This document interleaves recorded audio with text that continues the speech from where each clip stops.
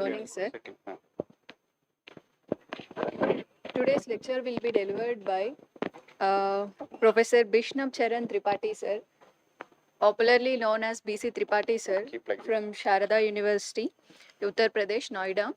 And his areas of research and interests are in molecular plant physiology, photobiochemistry, and biotechnology.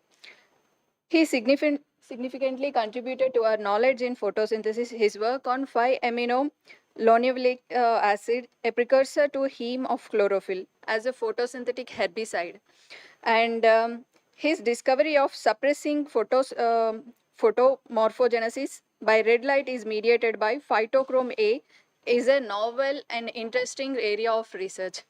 And his education, he has completed his PhD from JNU, Jawaharlal Nehru University, from New Delhi.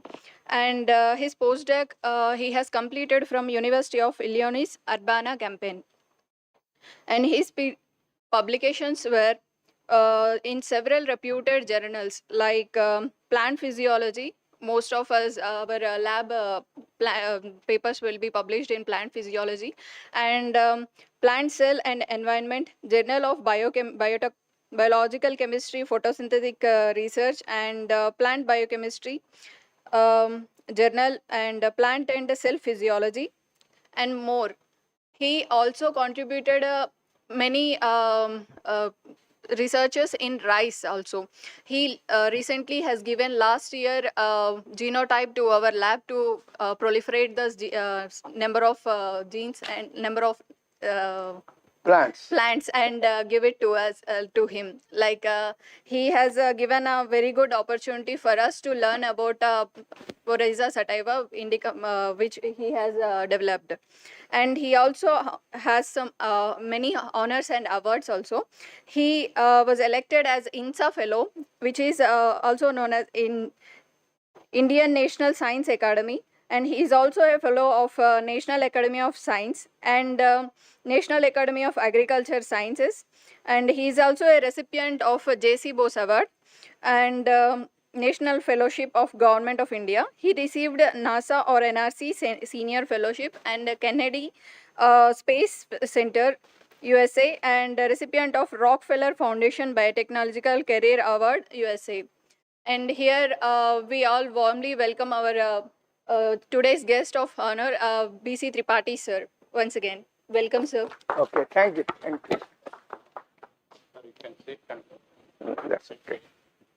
I can sit and talk both. I'll do that, no problem. Okay, good morning to you all. Is okay, I'm audible to all of you? Okay. you don't need mic. Yeah. So,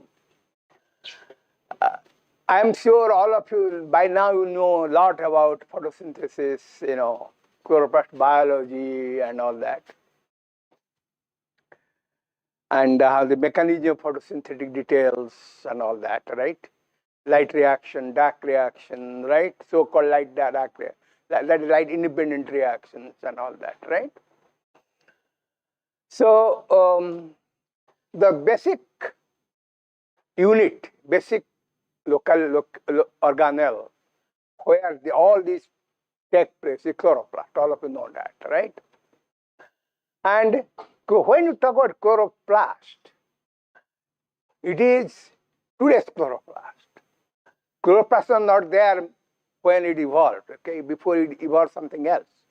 They are a Bruggen-Gargi, cyanobacteria, right, who became endosymbiont in amoeba-like organisms, right, and after billions of years became a chloroplast, right. So what happened when a free-living organism, okay, invades a animal cell or a non-photosynthetic cell, okay, that is like cyanobacteria, Bruggen algae. Then you see, many things, okay. Let's say a free-living organism, does not need genes for osmoregulation because already they are in the host. So you depend upon a host now, right? So many genes for osmoregulations were out, lost from the from the endosymbiont. We call it endosymbiont or cyanobacteria, right? Endosymbiont. So many genes were lost. Many genes were also transferred from the ancestor, that is cyanobacteria, we call ancestor, to the host cell, nucleus, right? It's a eukaryotic cell, which then got a prokaryotic system, right? So many genes are transferred, and some genes still remained inside the chloroplast. Okay.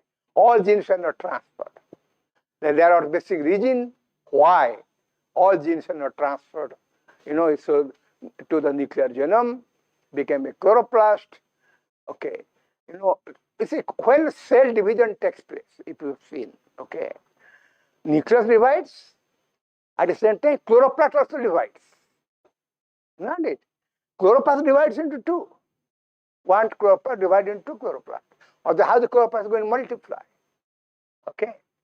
And remember, each chloroplast have 30 to 200 DNA, circular DNA, right?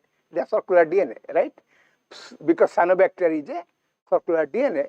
They are all inheriting the cyanobacterial system, right? Prokaryotic system. So they have also circular DNA, chloroplast. They have 70S ribosomes, chloroplast 70S ribosomes, right? And all the translation making machinery or transmission machinery are prokaryotic in nature inside the chloroplast. Okay? So a prokaryotic machinery is surviving inside the eukaryotic machinery, right? You see that? And this survival depends upon the mutual interaction of chloroplast genome and nuclear genome. Okay. So nucleus, of course, takes over the central command of chloroplast, right? For its multiplication, for its proteins. It's a lot. You see, if you see chloroplast proteins, you know what you have. 95% of the proteins or genes are transferred from the ancestor or Brugina alga into the nucleus. Only less than 5% of the genes are remaining in the chloroplast. All right. So, although the chloroplast can synthesize 5% of its own protein, still 95% of the proteins are synthesized where? In the cytoplasm by the nuclear genome on 80S ribosomes and post-translationally imported into chloroplasts. Okay. Now, that's the way the chloroplast exerts a command over the chloroplast. Okay. But chloroplast has its own genome, right? As I told you, only 5% of the proteins or less than 5% proteins are coded by the chloroplast genome. So the chloroplast also sends a signal to the nucleus. It's not one-way traffic. Nucleus sends signal to the chloroplast, and chloroplast sends a signal to the nucleus. The mutual. Okay. And what that signal is? Okay, you see, let's say the chloroplast is under stress. Let's say. And let's say it has lost a lot of chlorophylls for some reason. Okay. Maybe under any, let's say, developmental stress, when you talk about, then you can talk about abiotic stress, okay, or biotic stress, okay. Then what happens? Chlorophyll biosynthesis is reduced, right? Chlorophyll biosynthesis becomes minimal. And chlorophyll binds to where? All of you know by now, so I'm not going to details of that. Chlorophyll binds to what? Light harvesting chlorophyll protein complex. A light harvesting chlorophyll protein complex coded by the nuclear genome. Not it. Not by chloroplast genome. Okay. So you don't want a scenario where the chloroplasts have, let's say, 20% of chlorophylls, but nucleus is synthesizing all is 100% of light harvesting chlorophyll protein complex. Okay, as usual. Okay. So nuclear gene has to shut down. Okay. Or has to gene expression is reduced. So chloroplast gives a signal to the nucleus saying that I have now less chlorophyll with me. I have now 20% chlorophyll with me, not 100%. So it gives a command to nucleus saying that don't synthesize so much light harvesting chlorophyll for me anymore. Okay, because I don't have that much chlorophyll to bind with it. Okay, all right. So therefore, the signal that goes from the chloroplast to the nucleus is called retrograde signaling. All of you might have known about it. If you don't know, you must know by now the retrograde signaling. That chloroplast could give a signal to the nucleus also. Okay, so the traffic is mutual. Okay, and one interesting thing is also see there are only one or two organisms which evolved long ago, but much later than endosymbiont. Okay, so these organisms are somewhere intermediate. In the sense, they are engulfed cyanobacteria. It's not alpha cyanobacteria, beta cyanobacteria. They engulf the cyanobacteria, different kind of cyanobacteria. Same, still they are available in nature. And these cyanobacteria became an endosymbiont, but not complete endosymbiont yet. Okay, all right. This happened around 50 millions of years ago, or 80 millions of years ago, compared to the eukaryotic alga that started 1.5 billions of years ago. Okay, 1.5 billions years ago, we believe chloroplast started, became endosymbiont. Okay, and here there is other species I'm talking about. Okay, this species only engulfed a different kind of cyanobacteria, but it is still chloroplast in making. There are some chloroplast features are there, okay, but not everything is lost from its genome.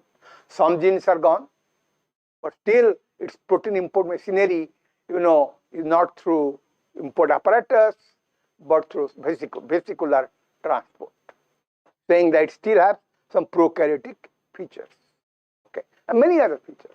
And its chloroplast DNA is much bigger in size compared to the nuclear DNA of other chloroplasts we see in nature.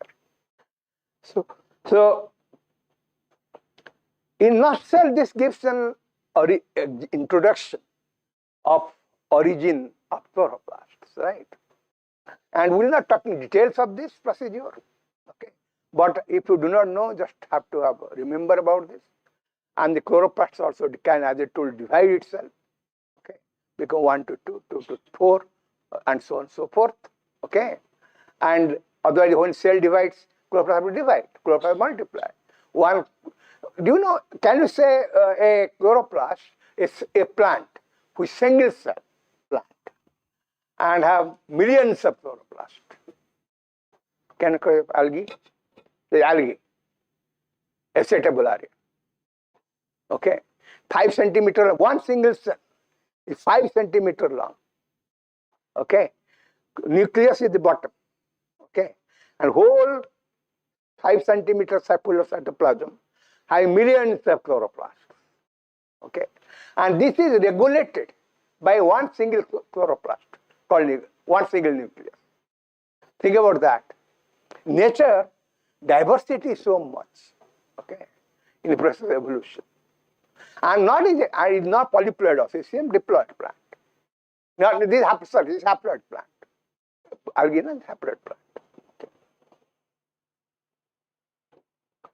Okay. So let us start a little bit details, of course. Yeah. So as you say, it's a photosynthesis. The oxygenating phototrophs, right? Having photosynthetic apparatus are determined to occur evolution on Earth. What relation between proplastids, plastids, and chloroplasts, we'll talk about a little bit more. In this talk, a little bit, not much. What do you know about the size, shape, and number of the size of the organelles? All of you in these chloroplasts, all of you seen the structure, have this thylakoid membrane here. Okay. All right. Thylakoid membrane structure from the granum. Okay. All of you know about chloroplast, right? Outer membrane, inner membrane, intermembrane space. Sorry. Intermembrane space. These have thylakoid membranes formed stacked from the granum, right? All of you know that. Okay. They're discs, right? So if you see from the side, they are stacked. But if you see from the top view, you see from top, so you stack like that. But you see from the other side, you see the real structure, right? Stacked from the granum. Okay. So is there making 50% of total protein of the plant actually. Rubisco, right? Rubisco constitute 50% of the protein. Okay. So why do you think Rubisco is so a big fruit so much? You see, plant is investing 50% of its amino acids on one protein called Rubisco, right? Right, one protein. And the rest 50% amino acids are used in all other functions. In the respiration, nitrogen assimilation, gene regulation, gene expression, you name it. Okay. Stress tolerance and all that. Okay. So because Rubisco is so vital for this plant survival, and Rubisco is a sluggish enzyme. Okay. It works slow. Okay. Its turnover number is very low. Okay. Therefore, it is it is a fact, that we need more Rubisco for the plant to survive. You see, plants are photosynthesizing and also respiring. Okay, you know it. Chloroplast is photosynthesizing, and who is respiring? Mitochondria. Yes, for respiration. Okay, and do you think this? If the rate of photosynthesis and respiration is same, or more, or what? Photosynthesis is more, respiration is more. And what? Rate of respiration is much lower than rate of photosynthesis. Much lower. Because respiration taking place whole time, during day and night. Photosynthesis taking place only during daytime. Not only that, unless the photosynthesis is much higher than respiration, then how the plant will grow? Plant becomes zero. Right? Plant will not grow. Carbohydrate accumulation will not be there. The rate of carbohydrate formation equivalent to rate of carbohydrate oxidation, right? And destruction. Then plant cannot grow. So therefore, Rubisco is needed in large amounts for the plants to grow. Okay? And survive. So it must have high rate of photosynthesis. So therefore, their protein is 50% is Rubisco. There are many other functions also Rubisco do. It contains ribosome and DNA molecules, right? These are the plastoglobuli. You see, these are plastoglobules. Sorry.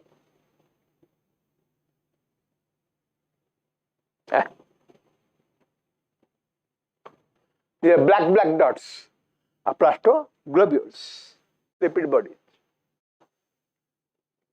You see, chloroplasts are not only synthesize carbohydrates, okay, starch. They also store out amino acid synthesis. They also synthesize fatty acids. They are not only doing photosynthesis. Okay, so chloroplast is actually the powerhouse for all kinds of synthesis. Okay, for plant metabolism. Okay, all right. Lipid synthesis. So chloroplast DNA also known as plastid DNA, circular double-stranded DNA molecule. Chloroplast genome is 120 to 70 kb, but usually 120 to 160 kb. One genome, one DNA, and has, of course, maximum genome size 217 kb.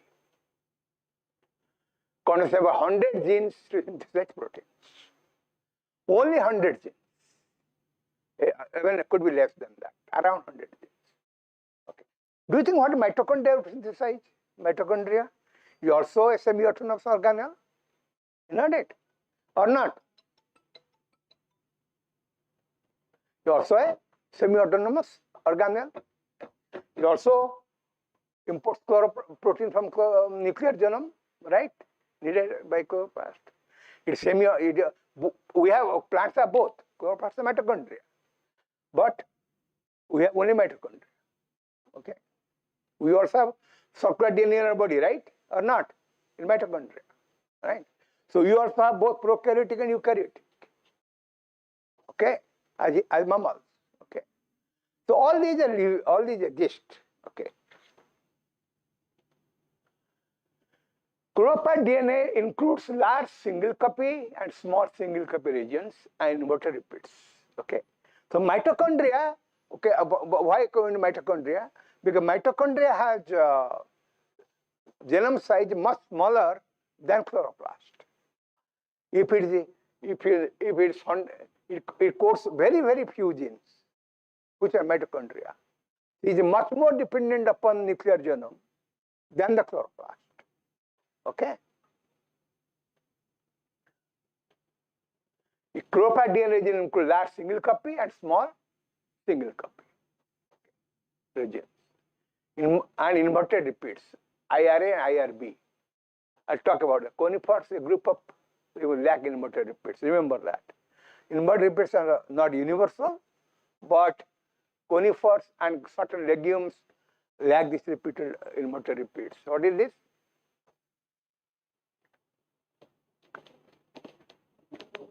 The LFC large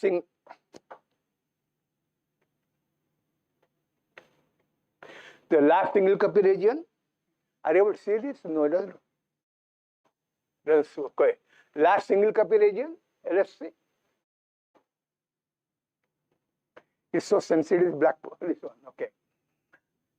Large single copy region, okay. And then a small single copy region, SSC, okay. And you can see inverted repeats. One, repeat here and repeat here. Okay. So called a repeat A and repeat B. Okay. Inverted repeat B, inverted repeat A. This is from tobacco, chloroplast.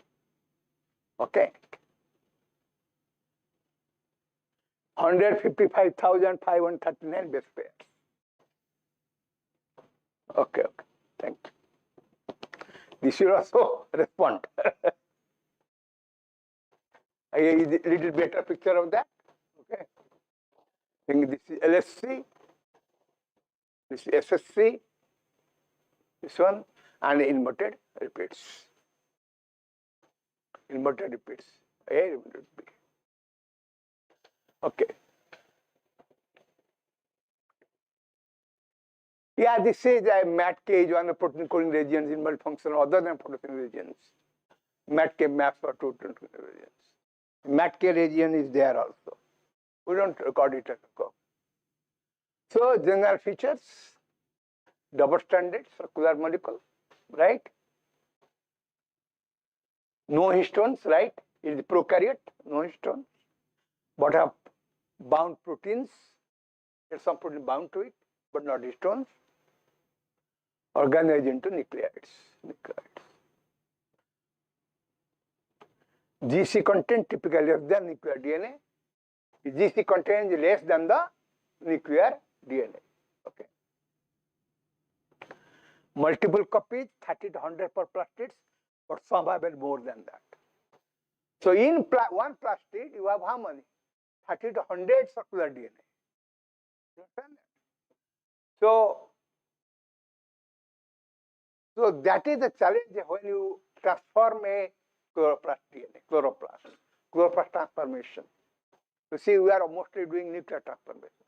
Also, you are doing chloroplast transformation, but to a relatively smaller extent. Okay, and chloroplast transformation is one of the important features and it is actually should be encouraged to a large extent now. With all our genetic concerns, okay, today about GMOs, genetically modified organisms, is that, you know, the pollen grain will escape. Let's say we have transformed a gene plant, okay, the pollen grain will go, right, of the transgenic plant, okay, and fall on the female of a gamete, stigma or style, whatever it is, and fertilization. And a non-transgenic plant will become a, suppose not become a transgenic plant. Okay, that's the major concern. Okay, when the nuclear transformation, that is going to spread in nature. Okay, and then you know, there are very often there are also cross species pollination sometimes. Okay, therefore is going to pollinate other many other plants which are not the target. Okay, so this can target plant. So this can happen in nature. That's true. It can happen. There's no doubt about it. But if we do a chloroplast transformation, remember that same character you don't put in nucleus. We are not transforming nuclear gene, but a chloroplast gene. Okay. So the chloroplast is transformed, right? Chloroplast gene is modified, right? So whatever, let's say you are putting any gene into it, into chloroplast, it is going to synthesize inside the chloroplast. It's 70 ribosomes, right? Protein will synthesize. Right? Now, that protein will give the function that is also can do the same work that is in the chloroplast or cytoplasm. There are also limitations to that, but if we can achieve same function, but the chloroplast is maternally inherited, not paternally inherited, right? Chloroplast genome is not transferred. Chloroplast during fertilization, chloroplast is not transferred to the where? To the from the sperm to the or antherozoids or pollen grains, whatever you want to say, to the egg. Okay, it is excluded. Chloroplast DNA pair is not there. Okay. Only chloroplast not inherited. Only mother gives the chloroplast, mother plant. Okay. Same thing as mitochondria. Mother gives the mitochondria. Chloroplast, both chloroplast mitochondria are maternally inherited. Okay. The father plant doesn't give the chloroplast or mitochondria. The pollen grain, even though it goes kilometer, doesn't matter. It cannot give the what? Transgenic. It cannot fertilize, right? It will not have chloroplast to give to the mother cell. The pollination will be is there. Plant will not be transgenic, right?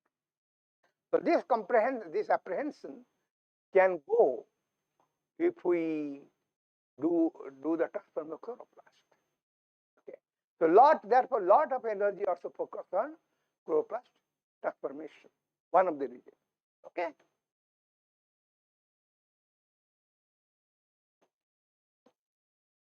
Multiple copies. Okay. So if you think when you that is one of the multiple copies. Okay, 30 to 100 copies. Where we have one set of two sets of chromosomes, right? Right? Two sets of chromosomes. I have a homeoplasm exam. So yes, only two genes, both have same one gene, okay, two places maximum. But what are these? They can get 100 genes, 100 copies, right?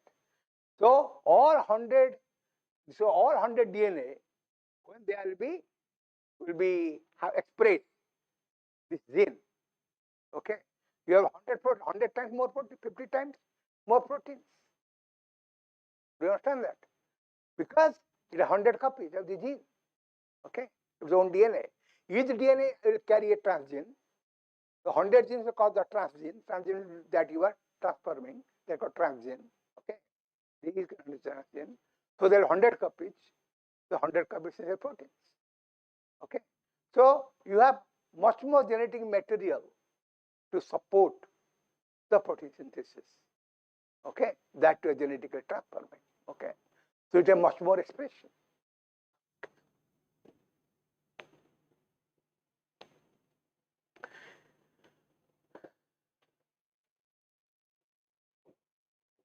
Of course, this is circular DNA of the chloroplasts. So some of the chloroplast genome coding genes, which is important. One is, of course, all of the RBCL, right? Rubisco small, large subunit, right? You know that, right? Rubisco large subunit is coded by the what? Chloroplast genome. And a small subunit is coded by the nuclear genome. And post-translational imported into the chloroplast. So this is Rubisco is an example of a mosaic protein, right? The large subunit coded by the chloroplast genome and small subunit coded by the nuclear genome, post-translationally imported into the chloroplast stroma, where both LSU and SSU, or large subunit and small subunit, assembled to give the hollow protein called Rubisco. Okay, and this assembly also very interesting. You see, have you heard of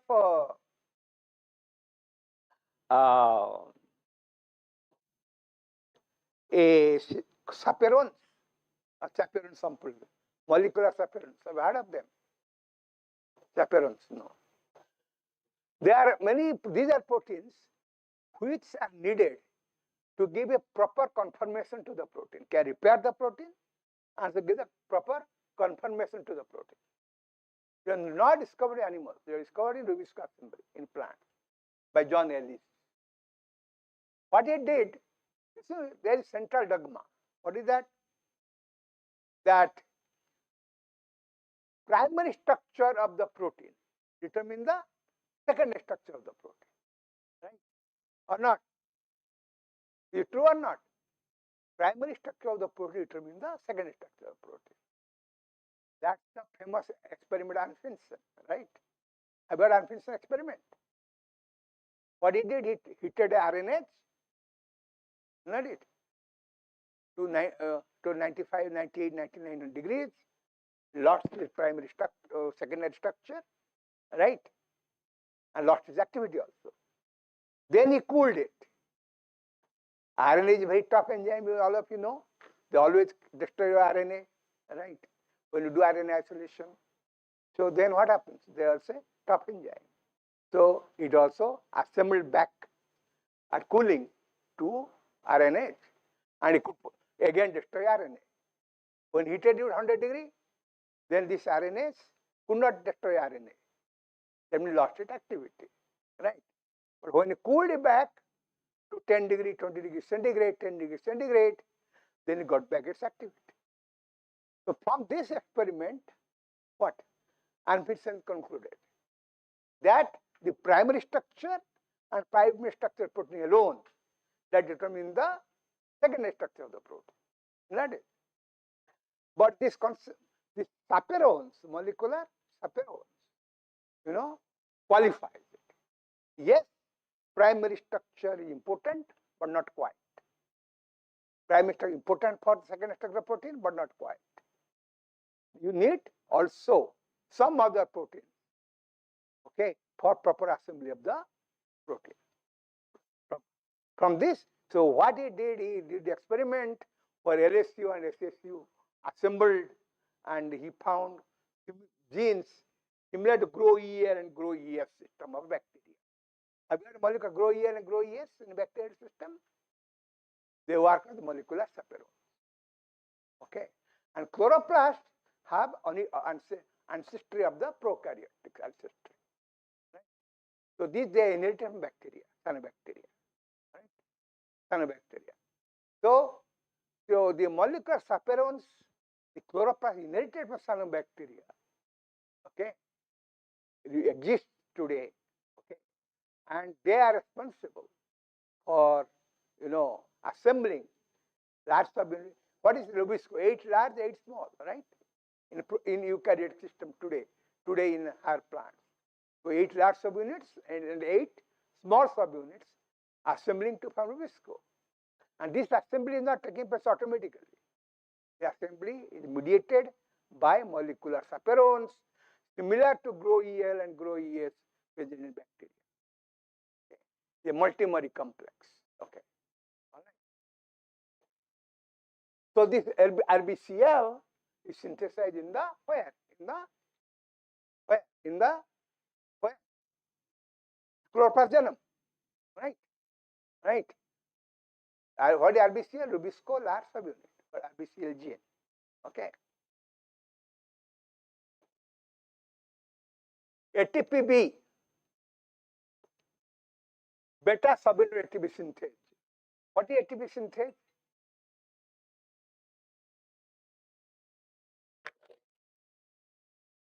Komal, I am on leave for 3 days.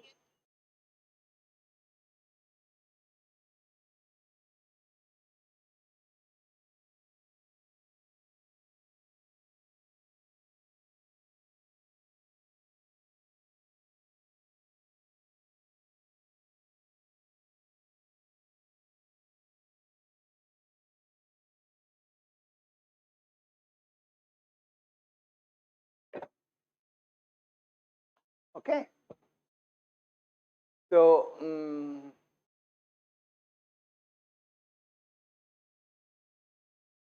so ATPB, large single copy region chloroplast, okay, is beta subunit of ATP synthase. We function ATP synthesis happen. You know that, right? ATP is complex, what you're knowing by now, right? If not, okay, you'll know in near future somewhere, okay. So this also coded by the chloroplast genome. So there are also other ATP synthesizing genes that are coded by chloroplast. Only that. These are only simple few examples. MAT kinase, the last single copy region of the chloroplast. What it does, it maturates, all responsible for the maturation of the genes and all that protein. Then your NDHF, single copy region of chloroplast, is a small one, subunit of chloroplast NDH dehydrogenase, which functions in the converting NADH and NDH, various reaction and respiration. Sorry, Gold Tower. So this all talk about little bit, not what endocyte binding hypothesis, how, you know, this is a eubacteria, this is a eukaryote, anaerobic eukaryote, right? You see, eukaryotes are anaerobic did you know that? When chloroplast evolved, before chloroplast evolved, life was full of anaerobics. We'll talk about later, one class. We'll not talk about that today. Oxygen atmosphere, effort for oxygen, cell enlargement. Then you know proto-eukaryote. This has a nucleus now. Okay. This evolved around 150 million billions of years ago. Sorry, 1.5 billions of years ago. Then became a cyanobacteria, a purple bacteria invaded. Then it became a mitochondria. Okay. And then cyanobacteria invaded it. Then become a chloroplast. Okay. You understand that? The mitochondria have prokaryotic origin. That means this has happened because of the invasion of a purple bacteria to the eukaryote system, anaerobic eukaryote. This is anaerobic eukaryote because you could not respire, right? There is anaerobic eukaryote, right? Who survived, could not respire, right? For absence of oxygen. Okay. Maybe rudimentary respiration was taking place there. Otherwise, but then when mitochondria invaded, when the purple bacteria invaded, then it became more and more oxygenic, okay, and respiration started. Then came invasion of chloroplast, of cyanobacteria, they became whole cell, then it became single cell, like single cell organelle like Caminomonas. Then Caminomonas evolved to multicellular what? Algae, and so on and so forth, in the process of evolution. They're all determined by oxygen. We'll talk about that later.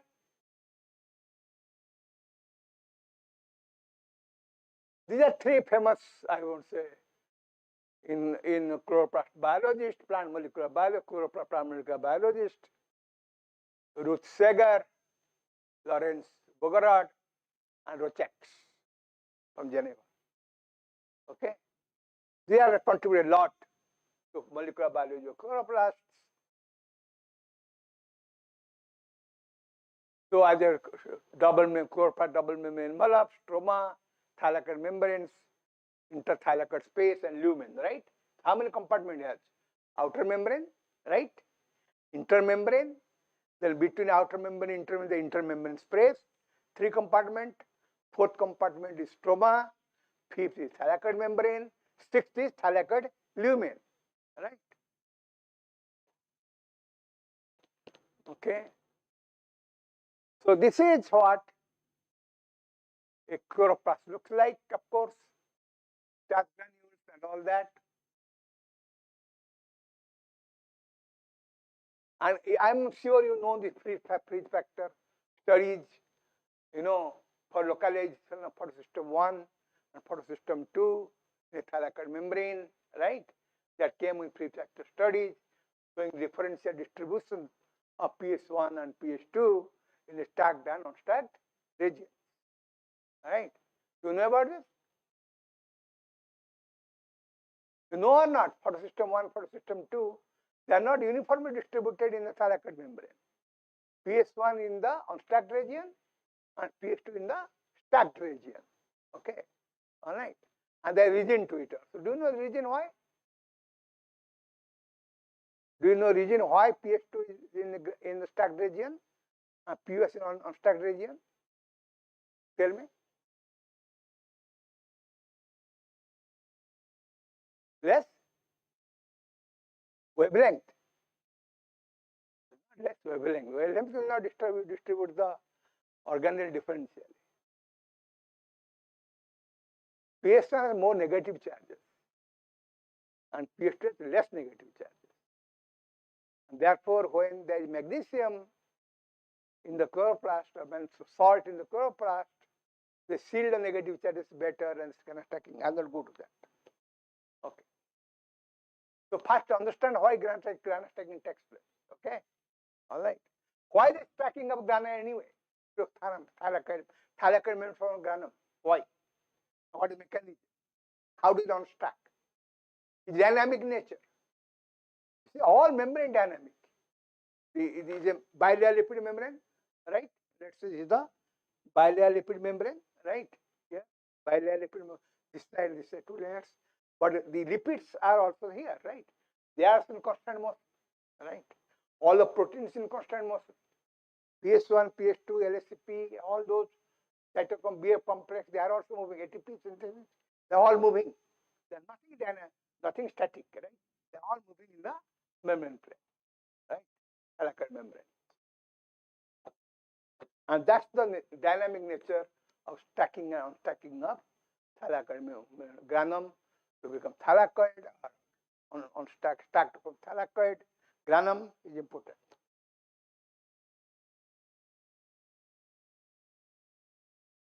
Yeah. So what do they do? Photosynthesis, starch synthesis, I told you, fatty acid synthesis, right? That you say plastoglobules, right? Amino acid synthesis, pigment synthesis, chlorophyll carotene synthesis, nucleotide synthesis, nucleic acid and protein synthesis, sulfur nitrogen assimilation. Think about it. They are not doing almost all the things needed for the plant. Okay. Not only photosynthesis. Okay. Its own genetic system, of course. And you see how the chlorophyll A and chlorophyll synthesis takes place. The chlorophyll synthesis takes place only during light time and goes and is not synthesized during dark time. Okay. It's in light time, this is dark time, right? Synthesis taking place in day and not taking place in night. Why do you think so? Why do you think so? Why chloroplast synthesis is not taking place in night? Only in day. Why? If you grow a plants in dark, it will be green, it will be yellow, right? Right? It is not green, right? Once you transfer it to light, it will be green. Not it. And right. So etiolated plant, okay, will convert to become a green plant. Right? Why?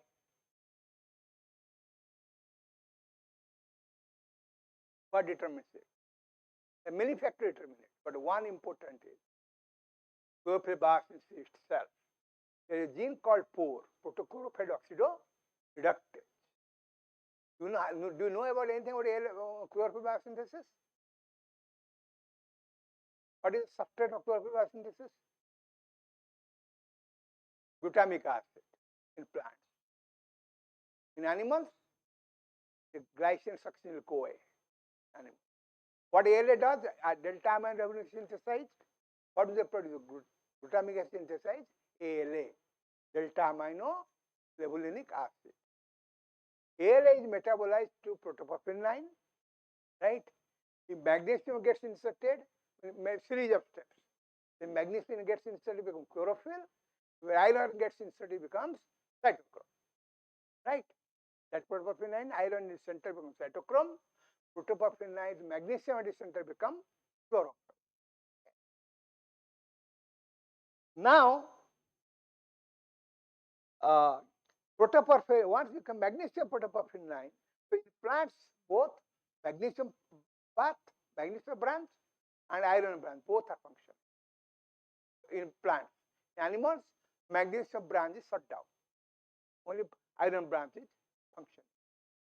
So once magnesium inside protoporphyrin 9, magnesium protoporphyrin 9, they become MP, then become protochlorophylite.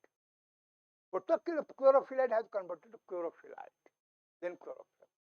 And it needs light for the photoconversion of protochlorophyllite to chlorophyll. It needs light. Okay. This is light dependent enzyme. Okay. This enzyme can function only in presence of light. The enzyme called POR, protochlorophyll oxidoreductase. Only function during light. Therefore, you see a lot of chlorophyll synthesis during light time. If you stop the light, there is no synthesis of this enzyme becomes inactive because there is no light. Absolutely dependent on light for its activity. The protochlorophyll will not be converted to chlorophyllite or chlorophyll, and chlorophyll synthesis stops.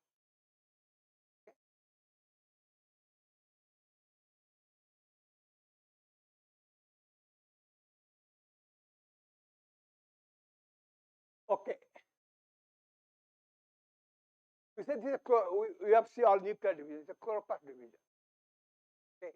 A chloroplast dividing 1 to 2. You see that? First there is back here, then they are all separated into.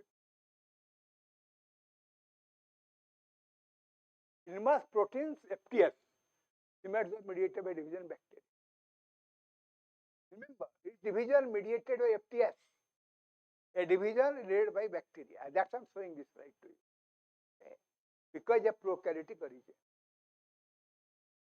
For chloroplast division, you need more FTS-like protein. And they are present in the chloroplast gene. Okay. All right. And this FTS, people have tried to, modulate FTS content in plant. Okay. In chloroplast, plant. You can also synthesize it.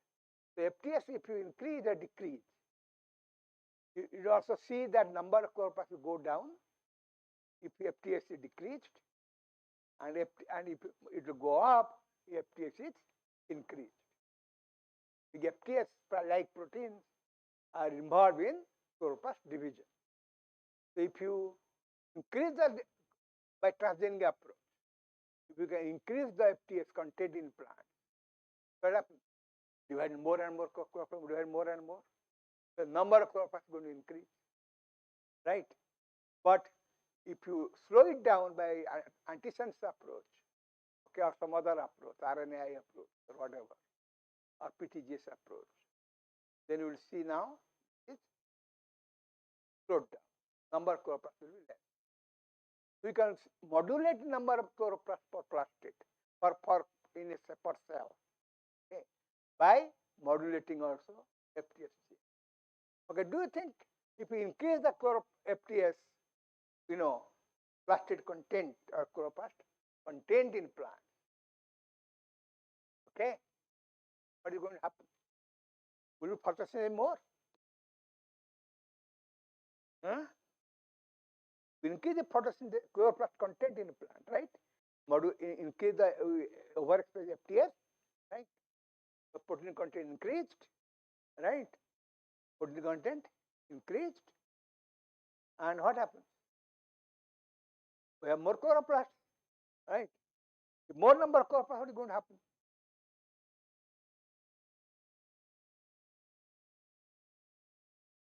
Think about it. What's in the electron transport will be more? Not it. But what will be less is Rubisco. You more light reaction, but protein content of the plant, other protein remains same. Rubisco is not going to increase. Okay, you are plant synthesizing 50% of its proteins in one protein called Rubisco. How much protein it can increase? Cannot make it 100%, right? We cannot synthesize as much Rubisco as possible. Okay, therefore they may have more number of chloroplasts, but Rubisco will be limiting. Okay. Therefore, the seed fixation will never increase. Otherwise, you could have increased rate of photosynthesis by increasing the number of chloroplasts.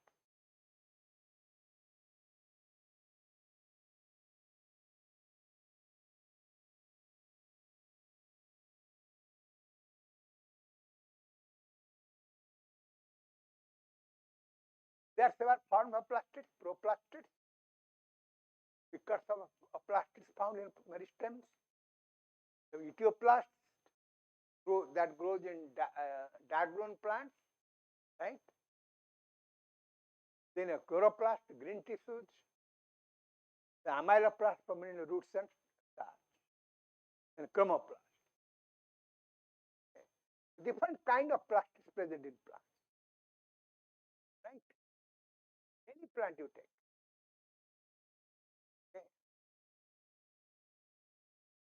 When the plant germinates under the ground, right? Germinates under the ground, na? Then it comes up, right? In most apogea form of germination, right? So when it comes up, under the after germination underground, not getting in light, right? So its development there is light independent. Okay. So light independent development taking place under the soil or in dark, right? And this is undergoing scotomorphogenesis. It's called development in dark is called scotomorphogenesis. So it will have a long hypocotyl, right? Become tall. Why it becomes tall? So that it comes up to the ground. Push is that it comes penetrates the earth surface and comes to the top. Therefore, all diagonal plants become tall, even if they are not growing under soil. Okay, even if they are not growing under soil, just grow them on a PTDs and put in dark. Okay, they will become tall. Terminate in PTDs, dark they will become all tall. Why? Because the impetus is given in nature to these plants, so that they can grow fast, become taller in the. Why they need to grow tall? Because seed has very definite amount of endosperm. There are not infinite amount of endosperm, very small amount of endosperm that they can eat during germination. But then they have to synthesize their own food. Okay, only when they come from soil to the top of the soil, then their cotyledons will get light, right? Can develop the chloroplast, okay? They can photosynthesize. So therefore, dark grown plants are usually taller than the light grown plants. Okay. So therefore,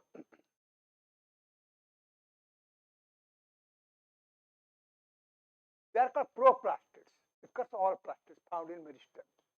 You know meristems, meristematic tissue, but cell division taking place.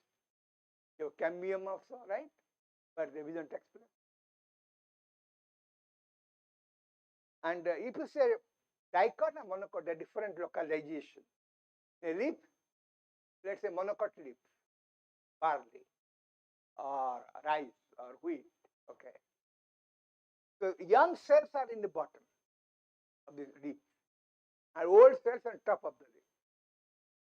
You know that because the meristematic cells are present in the bottom. They start dividing and form number of what? The leaf grows and grows and grows. So young cells are in the top, right? Young cells are in the bottom, old cells in the top. Okay. So if you see the gradient there, you take the take a section from the bottom of the leaf,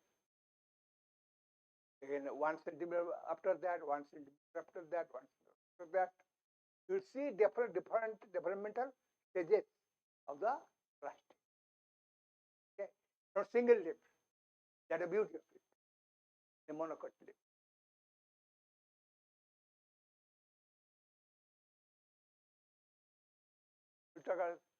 They are proplastids. Etioplasts, I told you, the plastids that grow in from isolated from the dark grown shielding called etioplasts. Okay, etioplasts. They are chloroplasts, but etioplasts.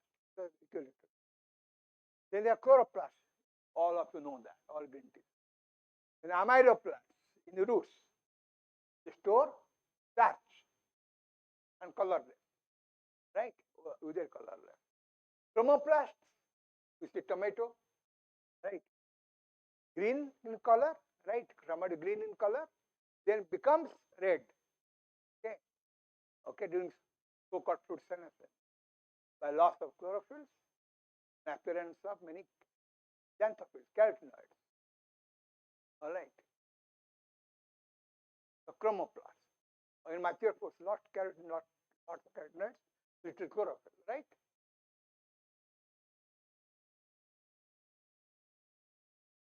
This is telling about, you see, right? Youngest in the bottom, oldest at the top, right? You can see how the plastids, if you look at the plastid here, it will look like this. Plastid a little above will look like this, and this. Look at this. Okay. How the plant development, plastid development, taking place in a single leaf. Okay. You can see the gradient of development pattern of the what? Of the plastid. Okay.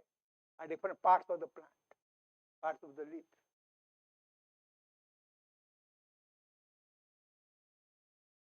So this is proplastid, the mature etioplast. Why still etioplast? It's not in the light yet. All happening under the below the soil. Under the soil. Okay. Scotomorphogenesis. Then it has come above the light, right? And it becomes chloroplast. Okay. You can see these are called prolamellar bodies. Prolamellar bodies. And they're dispersed into a lot of thylakoids and all that later on. And this is amyloplast. You see amyloplast roots I told you. Have you can you see can you tell me a root who stores starch? Root. Potato is not a root. Potato is a stem. Tell me root. Huh? Huh? Tell me root. Asparagus. Have you seen asparagus roots? Huh? Like asparagus roots. Huh? There are many roots like that. Carrots. Not it? Huh? Beetroot.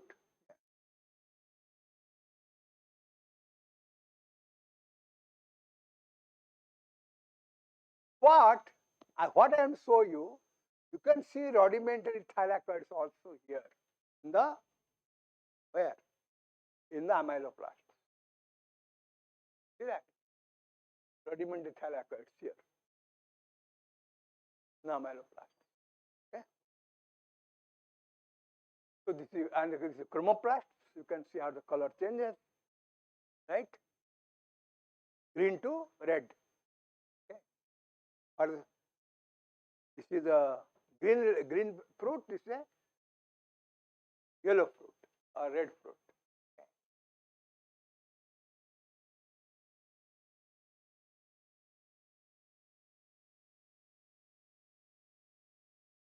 The young chromoplast developing into it. Okay.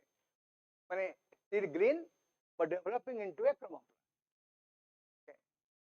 So lot of plastoglobules, thylakoids disorganizing and forming plastoglobules. Okay.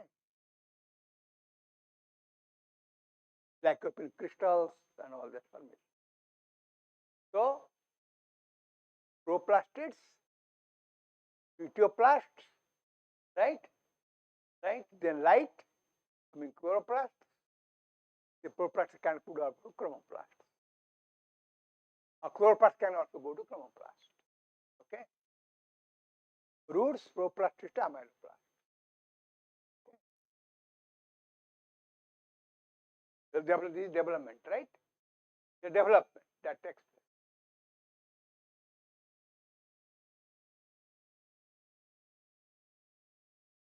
Okay. Inheritance is uniparental, as I told you. Only maternal inheritance, right? Okay. Father does not contribute to chloroplast.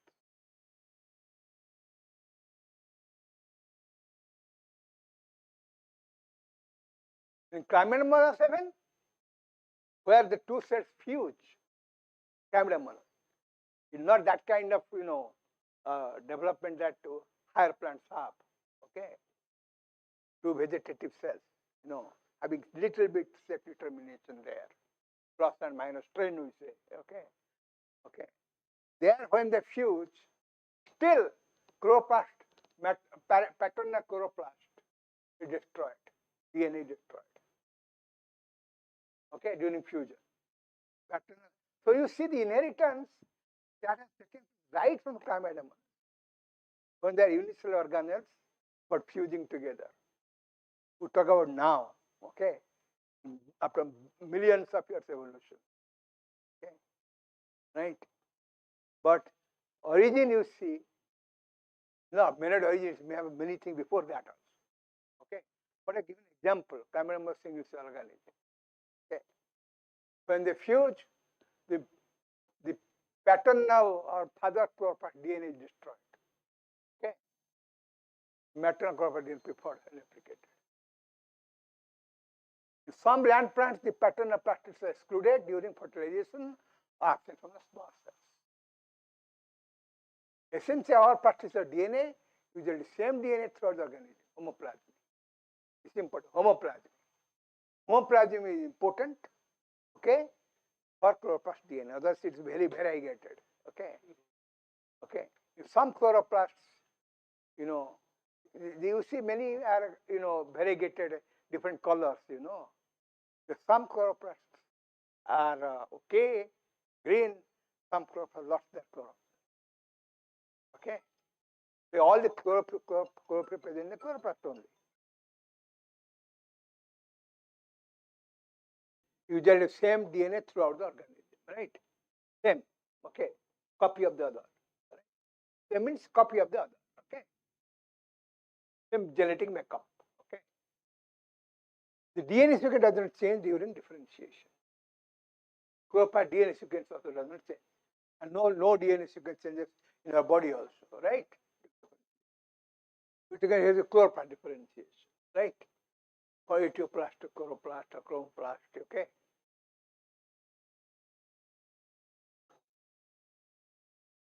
So if you haven't seen chloroplast, in a chlamydomonas, the zygote, but here also, you see, as I told you, paternal is destroyed. I can show you one mitochondrial, maternal chloroplast DNA destroyed here from zygote, okay? All right, inside zygote. I can show you evidence here. The zygote, right? The zygote has one paternal and maternal, right? Company paternal DNA, maternal DNA, right? Now you can see the yellow dots are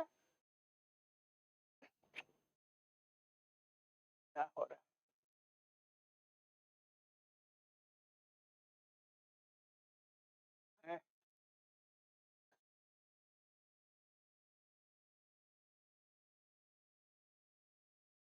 is a big problem. So these ones, are getting destroyed. We'll see the DNA. This is existing from maternal DNA. Maternal DNA you'll see now all these arrows, they are no more here. They are gone. Okay. The fluorescence labeling we can see that DNA is gone. The fluorescence labeling. So giving a direct experiment, saying chlamydomonas also, maternal, paternal DNA is getting destroyed.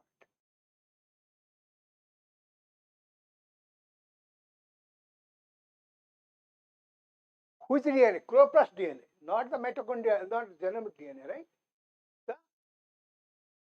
The chloroplast DNA getting destroyed. And this is attacking acetabularia. Okay. One nucleus at the bottom. This is 5 centimeter long, single giant cell. One cell 5 centimeters. Think about that. Of course, there are many pinocytic alga like that. Okay.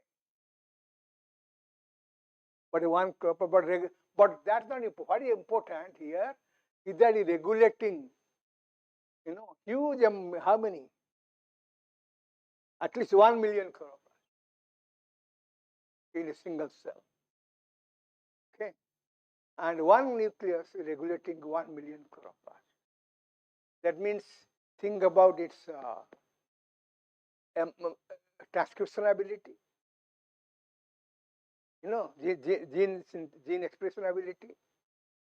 Okay. But it has supply the proteins to the 1 million plastids, right? Rubisco some small subunit to 1 million plastids, ATP synthase, many subunit synthase, and many proteins, many proteins, right? LSU and all, SSU and all that. I told you 95% proteins are coded by the nuclear genome. So 95% protein is supplied to the chloroplast. But so one nucleus has to have so much gene expression capability, okay, the messenger RNA produced, and its synthesized and translation ability in cytoplasm to support so many chloroplast development, chloroplast function.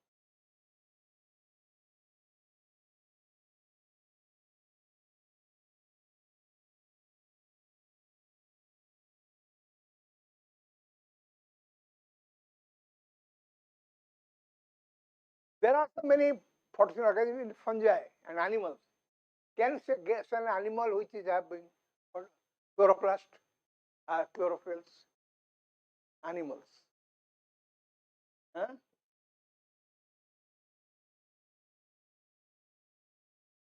Corals, right? Flatworms, sea sloths, salamanders. Okay? Animals. Fungi, lichen is fungi is lichen, right? It has kind of bacteria, algae in it, right? This is lichen, right? Fungi and algae together, right? These corals, right? Green in color here. because it has chloroplast. Okay.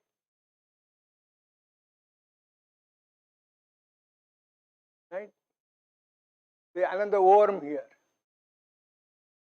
There are also chloroplasts. Can photosynthesis zone. Salamanders, you see, it is vertebrate, salamander amphibian. Yeah, vertebrates. And this vertebrate is also by chloroplast body. You can see these yellow spots, so-called yellow spots.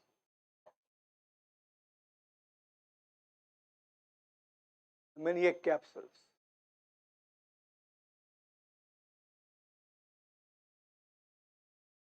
So first important. What is this? So this is again endosymbiosis. Okay. Some algae have come and invaded the salamander, living inside the salamander. Okay, and symbiosis. Right. Because spotted salamander. Huh? This sludge. Okay. Chloroplast is sludge. You can see the chlorophyll fluorescence, red chlorophyll fluorescence. This is sludge, the chlorophyll. Okay. Okay. So a plant grows in dark. It is undergoes photomorphogenesis, right? And when it goes to light, it undergoes photomorphogenesis, right? Is it understandable to you? Okay. So there are many photosynthetic pigments that are written down, which also mediate photomorphogenesis. Phytochromes, cryptochromes, okay. And these are two main photoreceptors who are responsible for photomorphogenesis. Also movement and all that other phototropins are movement, right?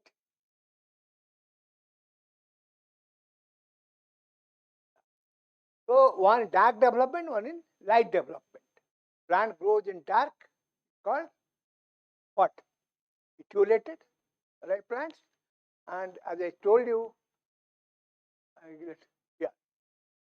What is the dark grown plants? I told you long hypocotyledon. This cotyledon, below cotyledon is called hypocotyledon, right? This cotyledon, below this cotyledon called hypocotyledon. See, big hypocotyledon. Look at a light grown plant have a small hypocotyledon. Okay? Alright. I told you reason why a dark grown plant has long hypocotyledon. Right? Right? Because it stems from its original process of plant growth under soil. Right? It must grow very fast to bring the cotyledons to the light in the surface of the soil, so that they can get light, undergo those etioplasts will become chloroplasts, and it becomes chloroplast. It can photosynthesize and develop. Okay, plant can grow. Okay, these are cotyledons, right?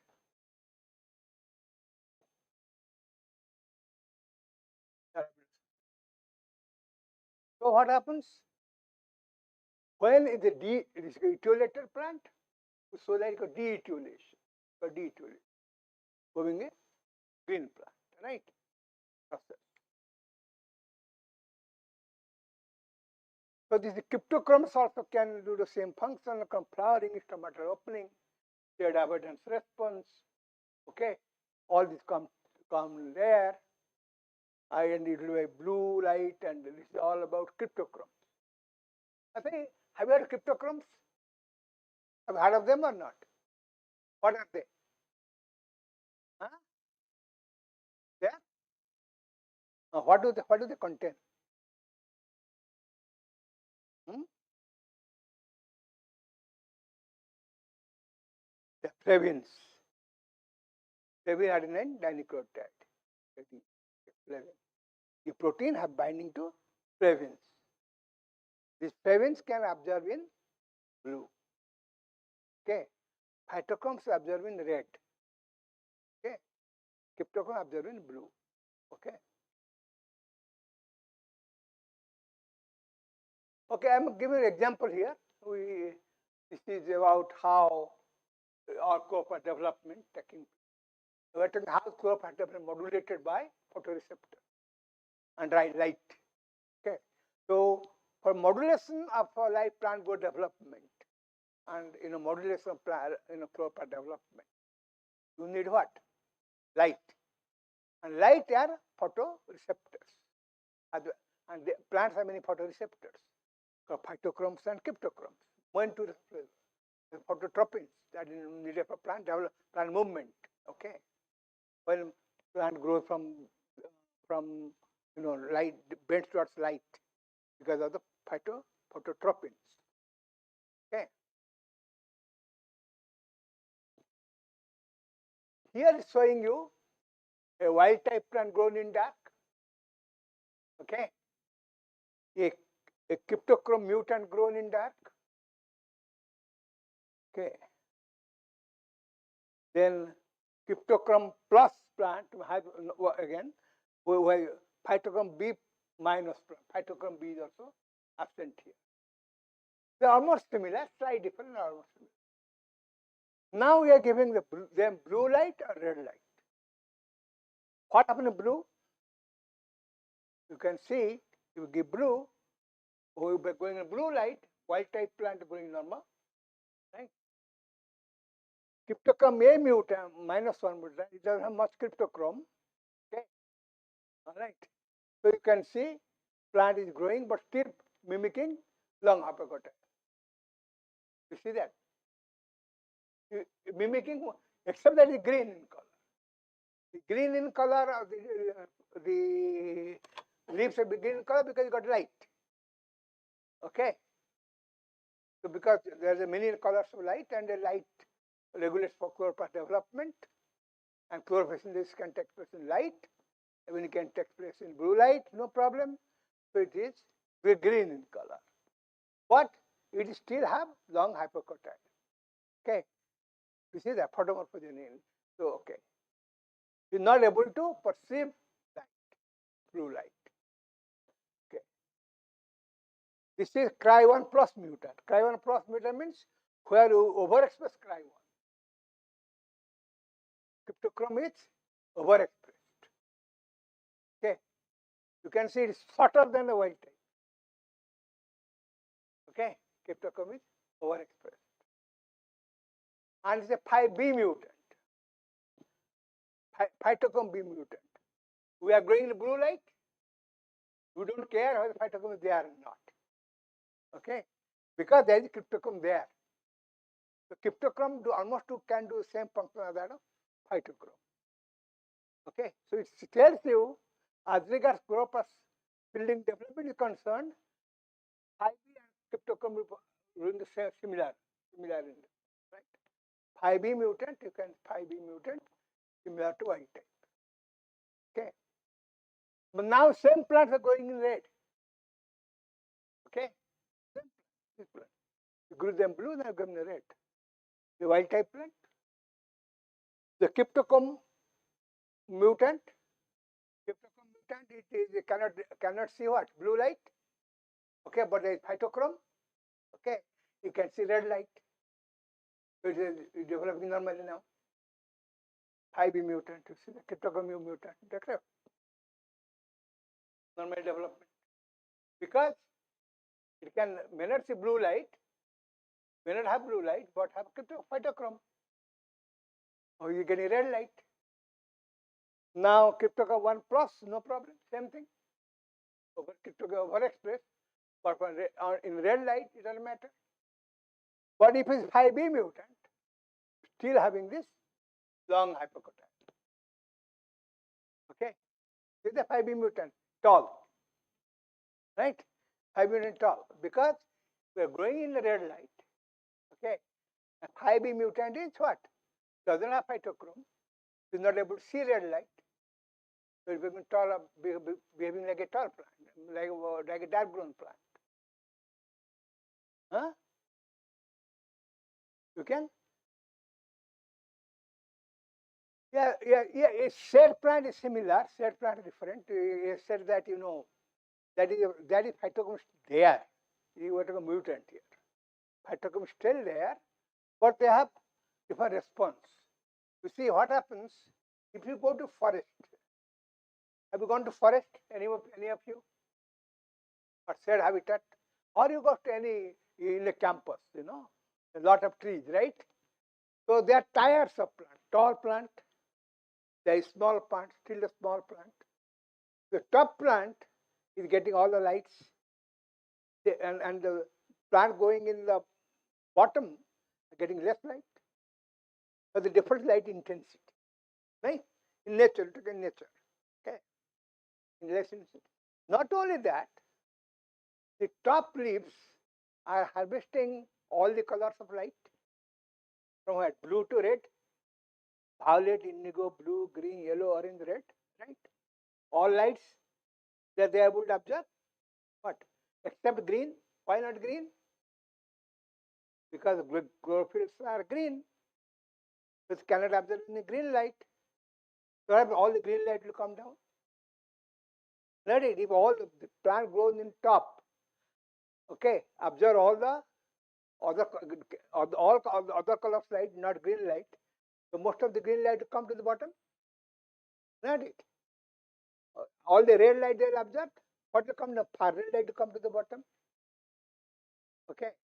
So plant growing at the bottom is deficient in red. Red light absorbed by the top leaves.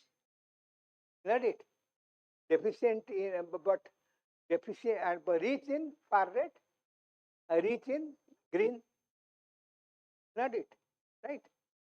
So the far red light will be so I will for the present we're neglecting green here. But the red and far red counter of phytochrome. Okay. That is shade response. It is a question to your this is my answer to your question, right? Listen. I'm answering to your question only. So you have a red and far red now changing. What is red? For red light, the phytochrome absorbs red light. Put PFR, right? PFR comes back to PR. Okay. So PFR by P total that governs plant development. Not it. So if a plant is getting more far red, plant going in the bottom by more far red and less red, guess what will happen? What a FR does? Convert PFR to PR.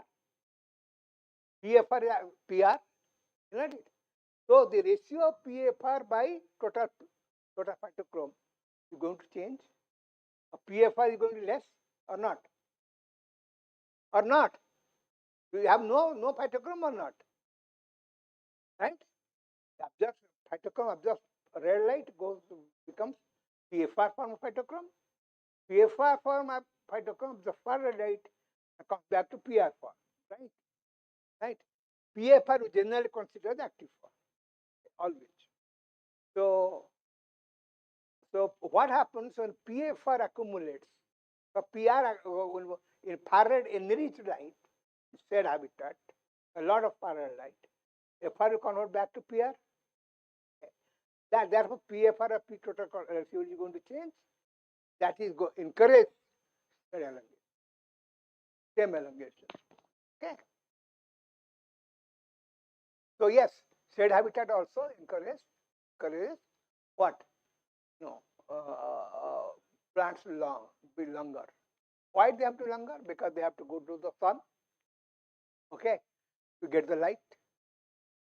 Not that plant want to become taller, because plants have the ability to become taller because of the change of red and far ratio that happening in the bottom. Okay, but once you let's say they become tall, okay, now you cut the trees. What is going to happen? They'll go to all the plants. They're getting taller, but tall plant cannot become small again. Remains tall. Okay, when you cut the forest, when you part the forest, make it okay. There's no reversal of it, right?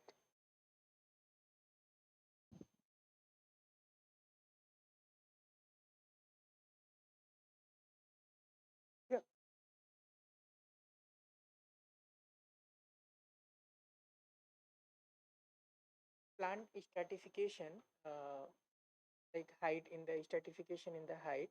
So the lower height plants are getting far red one, More far red. more far red. Yeah.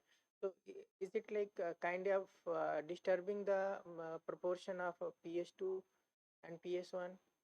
And in PS to biogenesis PS1 case, ratio is different here. Yes, that will have another kind of adaptation of chloroplast yes, cell. yes, Okay. So therefore, if plant grows in low light, will have accumulate more chlorophyll. Why? Why do you think plants have grown low light have more chlorophyll? Because in the more light. Okay. So it has harvest more sunlight and transfer to reaction center to photosynthesize. The plant grown low light or shade habitat, it should have more chlorophyll. In turn, it should have more light harvesting complex. Light harvesting complex bind to chlorophylls. Not it. So LSC will be bigger in plants which are growing in shade. Right. Therefore, A by B ratio is going to change because LSC is rich in chlorophyll B. A by B. If you see a plant extract chlorophyll A by B ratio is how much? 2.83 sometimes. But if you take out LSC, light harvesting chlorophyll complex to B, LSC2, it's chlorophyll A by ratio is 1. Okay. You got 2.8 to 1, right? 1. So that means more relatively, LSC has more chlorophyll B. Right? So more light harvesting chlorophyll content, right? More chlorophyll B plant will have because it harnesses all of solar energy. What chlorophyll B does? Only harness the light and transfer to chlorophyll A. Right? Transfer to chlorophyll A. Right? So chlorophyll B increases to harness the solar energy, okay, and transfer it to chlorophyll A. So chlorophyll B content increases. Okay. We have to increase antenna size. Antenna you know right by now. Huh? So in increase antenna size, so light is absorbed and transferred to the reaction center. Has anybody talked about holistic photosynthesis? Somebody from top to A to Z, an introduction? Huh? Light reaction summary. It's very important. Okay. All right. It doesn't matter. Okay.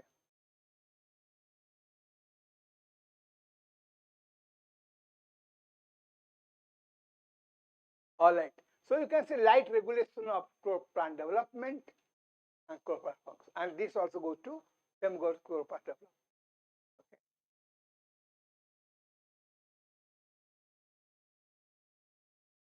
A color blind mutant arabidopsis. Can color blind mutant?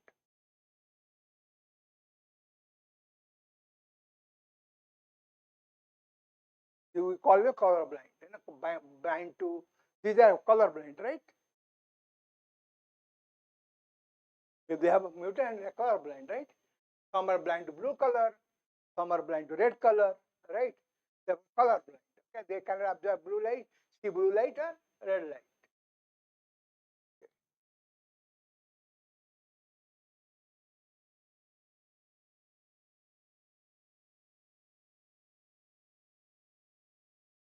Yeah, anthocyanin also cryptochrome you know have more anthocyanins. Okay, cryptochromes also regulate anthocyanin. What are anthocyanins? What do they do? Huh? What is their function? Protect the chlorophyll. How? How? Anthocyanin part gives the color to the leaves, flowers. और देखो red flower, blue flower, देखो ना, they are different anthocyanin. Okay, more anthocyanin means more color plant, right? So they determine the color of the flower, color of the leaves. Okay, all right. So and nature, anthocyanins are developed in nature, really, not to protect plants, but to attract insects for survival. for germination, okay, for pollination. No pollination, no race diet, right? You don't do, you go to a forest or there's some, you go cut some trees, okay? You don't cut a tree, you also cut thousands of insects living on the tree, right? And what these insects do? Go and pollinate the flowers, okay? You cut the one tree or few trees, you destroying so many insects, their habitat. So that will reduce your pollination rate. And if the certain particular, and if the plant is responsible, dedicated for pollination to certain insects, only certain insects, then those insect dies, means plant dies. Plant becomes extinct. There is no seed formation, right? Plant becomes extinct. So so-called, many plants who are endemic plants, who are located in one region, okay, they will not find in other parts of the globe. There is much chance of those plants becoming extinct because of climate change, okay, because you destroy the habitat, not on climate, if you man-made, not human interaction with nature, not climate change, okay. You go and destroy the habitat, plants are gone. You will not see them anymore. Do you know only since origin of Earth, there are millions and millions of species who have evolved, right? How many species have survived? How many percent of species have survived today since the origin of life? 1%.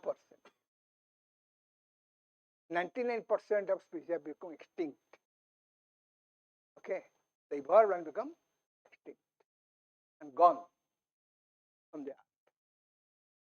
Okay, so that's the role that not man-made in climate change. Man is evolved only 1 million years ago. Okay, what we are destroying the climate, changing the climate, you can see about only a few last 1 million years ago. Earth history is billions of years. Earth originated 4.5 billion years ago, 4.6 billion of years ago. Okay, so still climate is changing. Many regions. Okay, this climate change, extinction events, geological events have destroyed, many life forms. Of course, we are multi-compounded as human species, Homo sapiens species, have destroyed so much climatic conditions, changed the climatic conditions, destroyed plants, destroyed trees, made, destroyed forests. These are one of major reasons why climate change is so prevalent now. What if you go to forest, what do you see? Have you seen the temperature in your campus and outside campus? It's cooler here, right? Why? There's so many trees around. The trees are transpiring, right? So they are actually natural air conditioners for you. Okay, they are transpiring. They are the latent heat of vaporization provided by the leaf. Okay, they are working vapor, cooling the atmosphere. Okay, therefore you are cooler here. Once you go outside, there are no trees, they are gone, so temperature has moved higher. You same thing, go to JNU campus, full of trees. You go to campus, at least 5 to 6 degrees below the ambient outside campus. Okay, that happens because the trees there. So so-called temperature increase, high temperature increase. One of the major reasons is due to destruction of trees, destruction of the forest. Okay, not only that, first what do they do? Absorb carbon dioxide, the process photosynthesis convert them to carbohydrates, and they store for millions of hundreds of years. Many trees live for 100 years. Can you give an example of high long living tree? Oh, banyan tree how long lives? How much? Bristlecone pine. Bristlecone pine. It survives 5,000 years. 5,000 years. It's still there in California forest. 5,000 years. Right from Indus Valley civilization is standing. Okay? The time of Indus Valley civilization. Okay?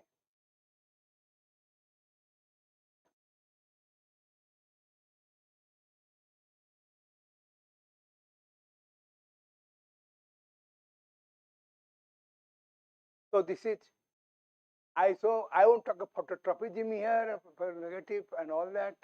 I skip this slide for you. I'm not talking about phototropism, but I'm coming. Taking phototropism, I'm not going to go that. I want to come to our phytochrome. Here is who discovered phytochrome from this response, right? Remember this experiment? Let us terminate the experiment. By whom? Who did this work? Sorry.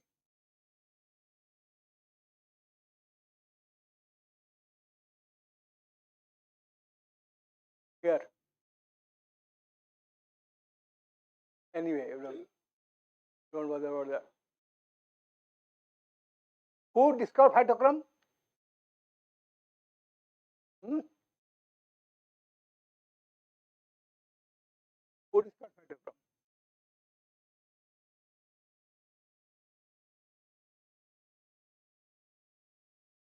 Hendrick. Remember Hendrick?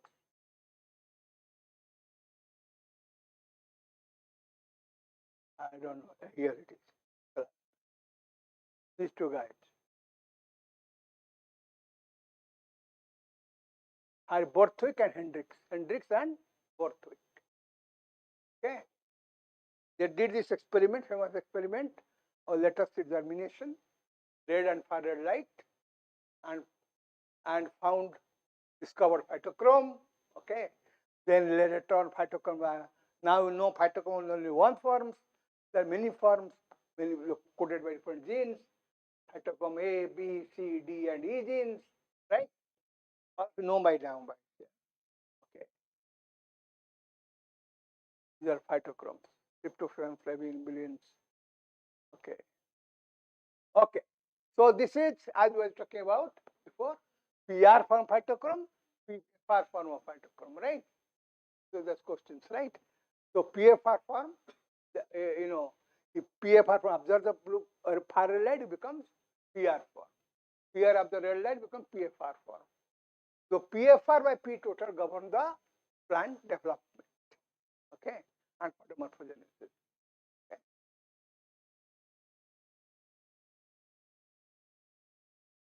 Yeah. So do you know where phytochrome synthesized? Phytochrome is synthesized, one part synthesized in the plastid, okay, the chromophore, okay, and the protein part synthesized in the cytoplasm, okay, then assembles. Then there is assembly. Okay. But the chromophore phytochrome is the open chain tetrapyrrole. Open chain tetrapyrrole. Chlorophyll is a closed chain tetrapyrrole, right? Like this, right? Tetrapyrrole, 4 spiral rings. Closed chain tetrapyrrole. Whereas phytochrome is an open chain tetrapyrrole. Okay. Cut from the top, it will open, right? Not chlorophyll, but protopopin 9 maybe. You cut from the top, you pour tetrapyrrole ring. Okay. So phytochrome of this is phytochrome synthesized from the chloroplast, phytochromobulin, then it goes out from the chloroplast to the cytoplasm, where this gene, phytochrome gene is coded by the chloroplast gene, mRNA comes out to the nuclear pores in the cytoplasm, is translated, and then it assembles into the phytochrome in the cytoplasm. Okay.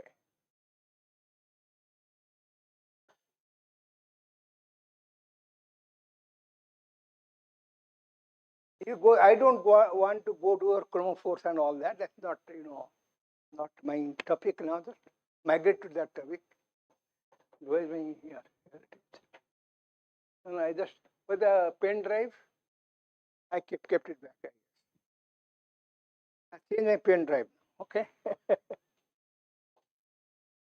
To different topic now. Because two different lectures. I put in.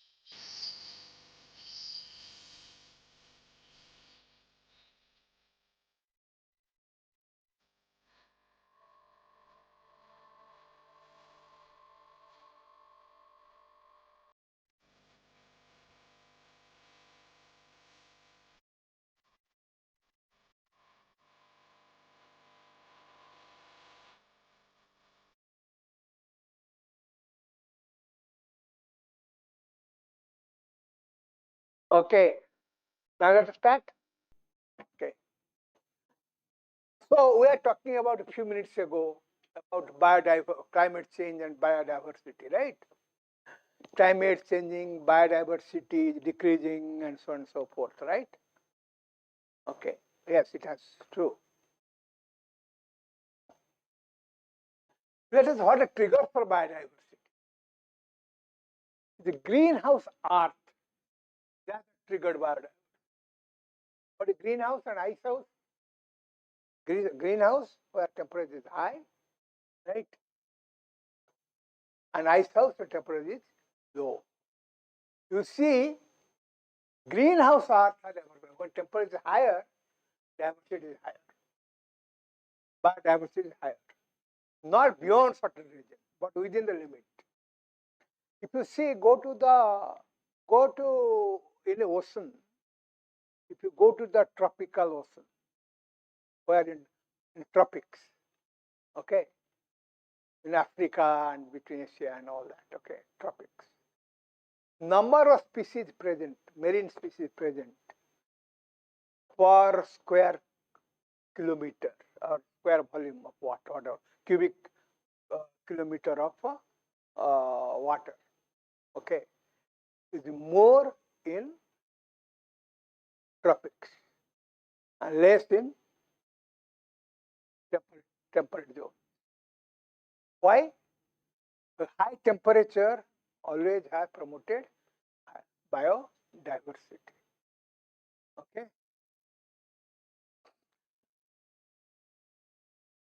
So therefore, biodiversity in Africa and India is more, and this is one of the reasons why probably all human beings evolved in Africa. The rate of mutation, rate of evolution is faster in tropics. Okay. Therefore, if you look at our origin from Africa, from starting from Homo erectus to Homo sapiens, okay, all took place in Africa. Okay. So this higher temperature, how it impacts when we consider it in terms of the plants? Plants are agricultural purpose. Yeah, same thing plants. Okay, so when we see Same plants. Same thing of plants also. Evolution में same thing of plants also. The biodiversity in tropics is much more than biodiversity in temperature.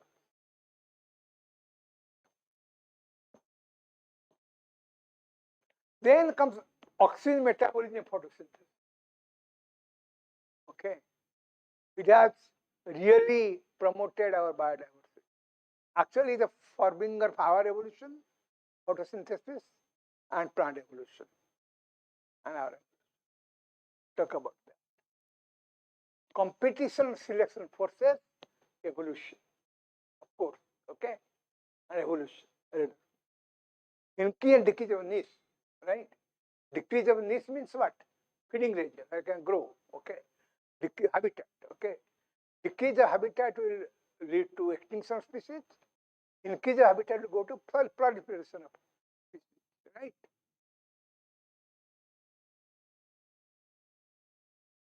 And of course, extinction events that has largely affected our biodiversity. Lot of species become extinct. As I told you right now, 99% species become extinct. If all the species would have survived, okay, right from origin of Earth to today, the biodiversity would have been much, much, much, much higher. Okay, all right. The extinction events have really determined the biodiversity. Okay.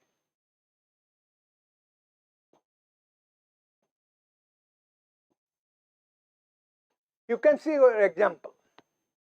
Okay. This is number of familiar species, and you can see from here to here, we are going back only to 500 million of years ago. Okay. 500 million to today. Okay. Okay. As you can see, number of species increased. Okay. And these are all huge extinction events. Sudden drop in here you see decrease, again decrease, again huge decrease here, right? That due to extinction event. You see, large was why geology has determined life form, geological events, with earthquake or any igneous explosion, okay, or volcanoes, volcanic eruptions, okay, that have determined extinction events. Okay, earthquakes, huge earthquakes, okay. We're not talking this earthquake, huge earthquake. So now Earth is a little cooler, temperature-wise, than what it was origin of Earth. Okay, alright. So you can see, therefore, for then you can see biodiversity is highest today compared to our geological past. So what do you understand? Current climatic situation has favored our biodiversity. Okay, current climatic conditions, right? So current climatic conditions have favored our biodiversity. Biodiversity highest today. What happened in the origin of Earth? 4.5 billion of years ago, full of carbon dioxide, okay, full of methane, and no oxygen, right?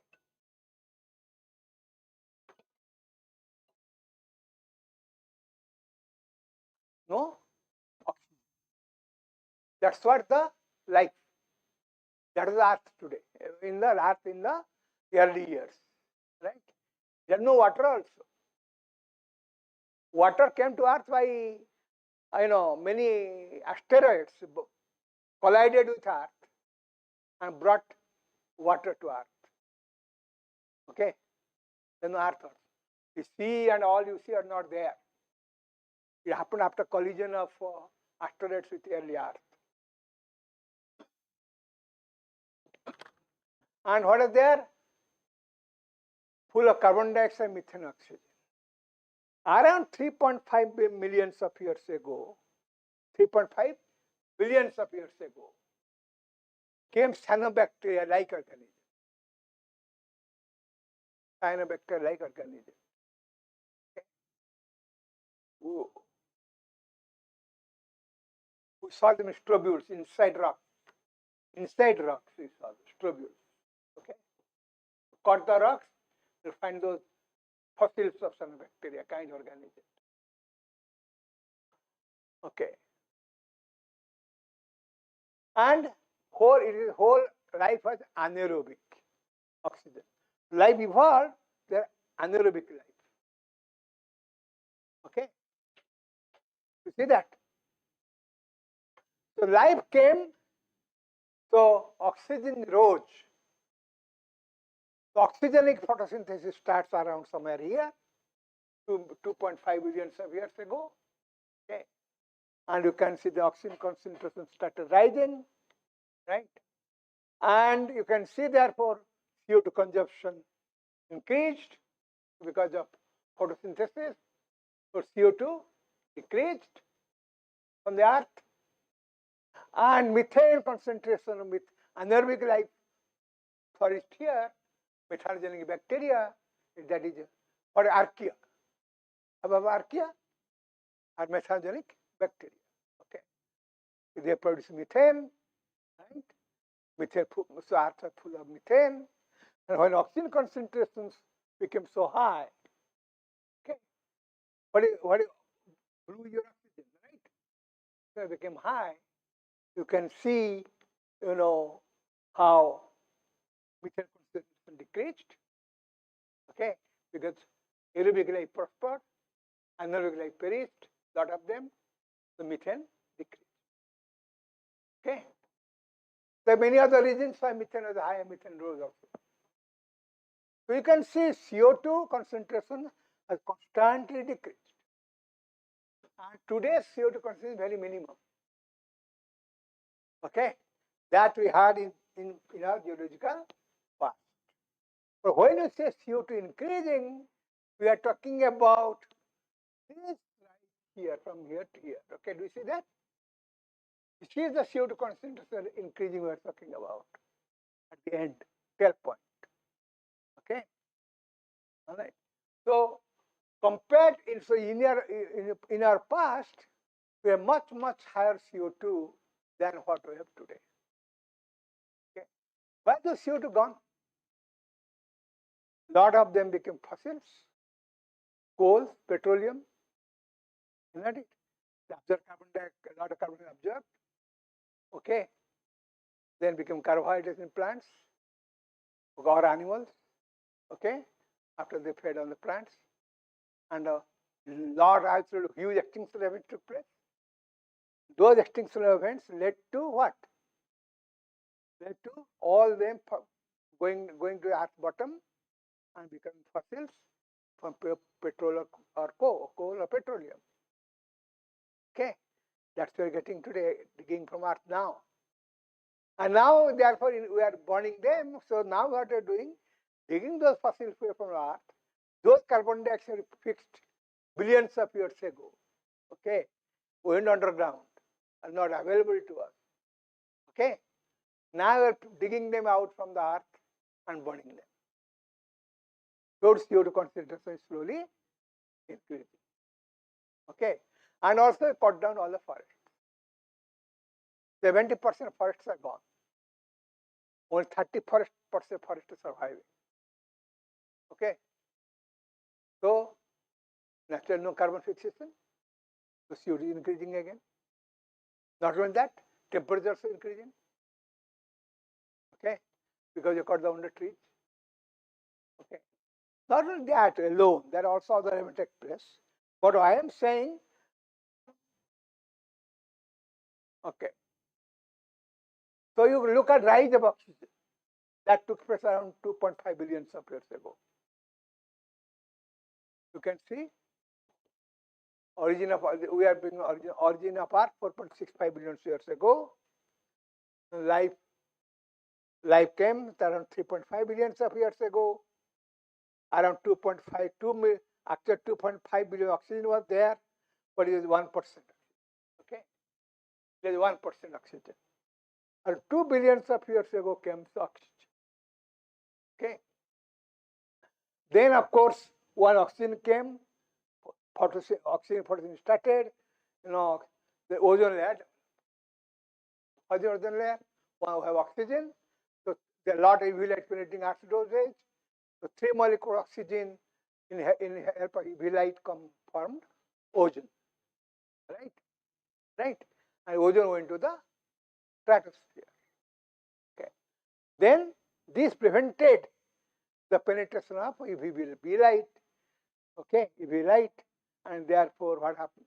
It protected our DNA, genetic material from damage. Okay, that hastened the process of evolution after formation of ozone layer. Okay. Right? All those prokaryotic life those days, our haploid DNA, okay, were getting damaged by what? UV light.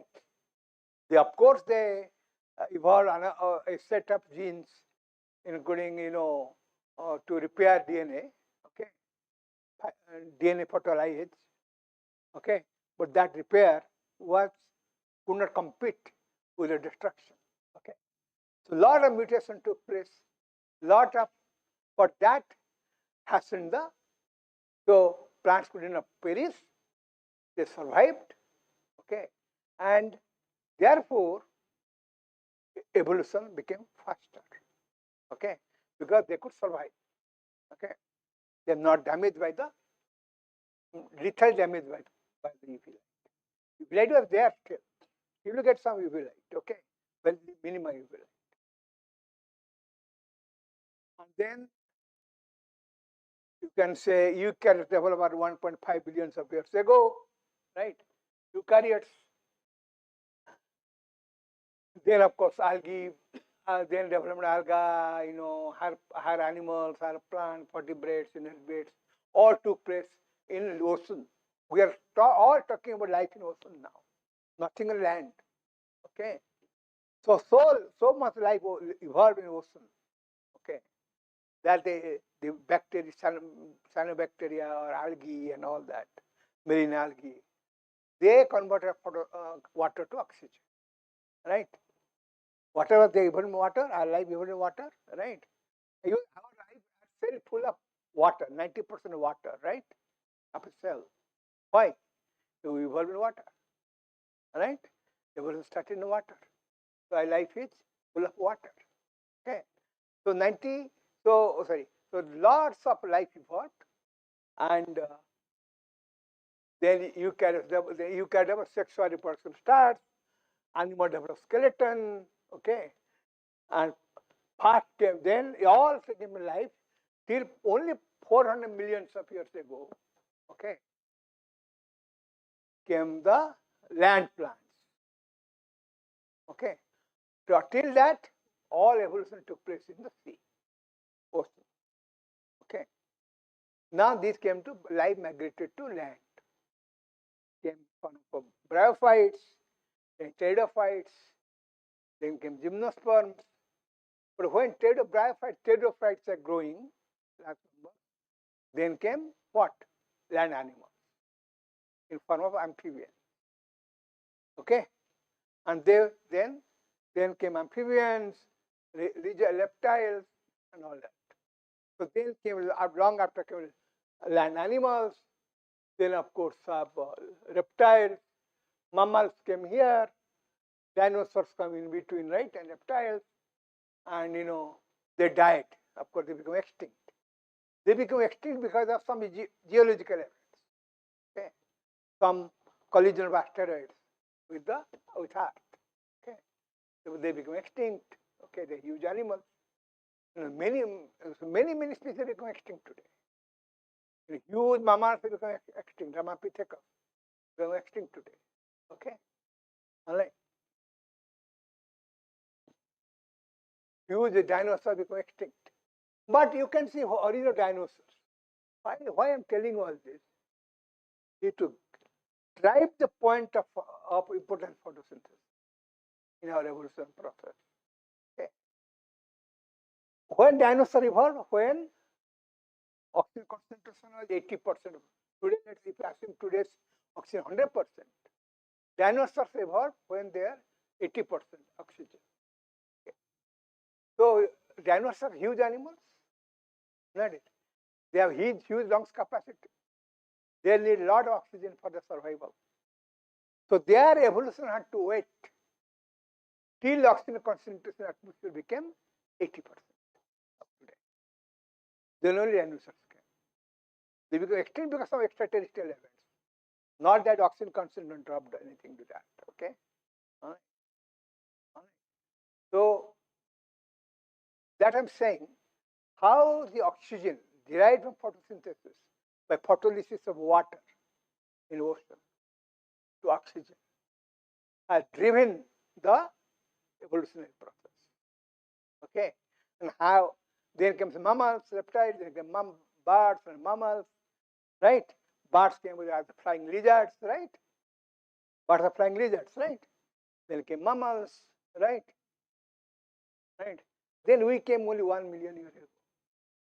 So our origin is very recent compared to what has gone through. If you think about where we are today. Okay. All right. Okay. So we therefore we owe our evolution to those cyanobacteria who grew here. Okay. Acquiring photosynthetic apparatus. Acquiring chlorophyll A, bacterial chlorophyll A converted to chlorophyll A, bacterial chlorophyll, then of course the 3 oxygen evolving complex, 33, 23, and 18 kD proteins, manganese at the center, the oxygen evolving complex that adapted in process of evolution become oxygenic photosynthetic apparatus instead of anoxygenic photosynthetic apparatus. Okay, if this oxygen, let's look at temperature. We always link our evolution to temperature, but look at this. The Silurian age, 443 millions of years ago. Silurian, you know, the early pteridophytes started. Rhynia and all started in the Silurian age. Then Devonian, then come Carboniferous era here. So you can see, you see a dotted line here? Dotted line? Anything to left of dotted line, left to dotted line is the cooling phase. Anything right to dotted line is the warming phase. So what you can see, Earth was warm all through, except during Carboniferous period, okay, and all through and right now, today. So today we are in ice house. Temperature of Earth is really low compared to what we had in geological past. Look at it, except Carboniferous. We had two more, ice house before this. That was not, but that is beyond evolutionary process, land plants, land animals. Okay, so I'm not showing those. So these are two ice houses, means cooling phases. One was the Carboniferous phase, one is right now. And our evolution took place in this present cooling phase. Okay, in the last 1 billion years, Homo sapiens. Okay, so now it is a cooling phase of Earth. Okay. Now the temperature increase we are talking about, or decrease talking about, you see here. You see, here is cooling, again warm.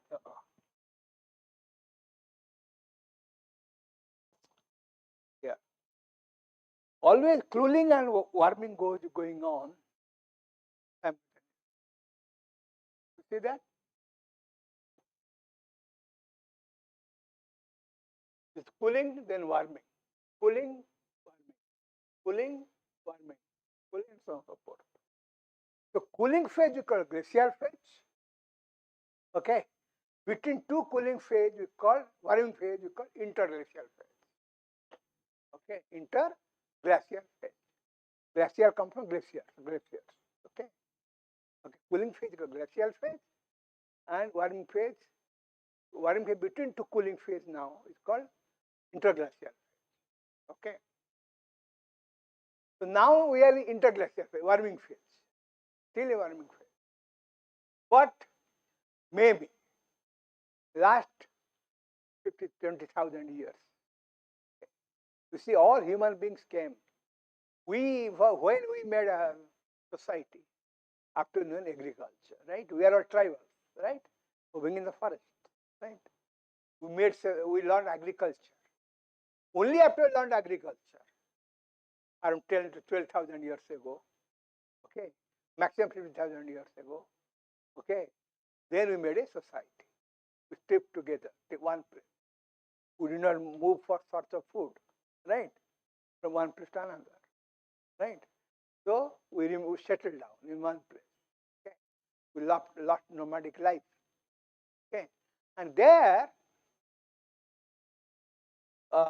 we built our civilization. Okay, so that is the phase. This is the phase. Okay, so in this phase, last 10 to 50,000 years, our development is so high. We have destroyed all the forest 10 to 15,000 years ago. Okay, within the last 15,000. This is for human interaction nature. Before also we had human interaction nature. You see, one is geological event, cooling. So why warming and cooling? They all determine geological event on which you don't have any control. Okay, earth cools or warms automatically. That may be because of sun, or could be sun's power, and many internal things, cooling phase and warming phase that goes on all the time in Earth because rotation of Earth around its own axis. Okay, internal cooling is always there. Internal cooling. Okay, and then comes on internal warming. So the geological event that goes on and on and on all the time. Okay, so we have might have destroyed, might have destroyed so many plants.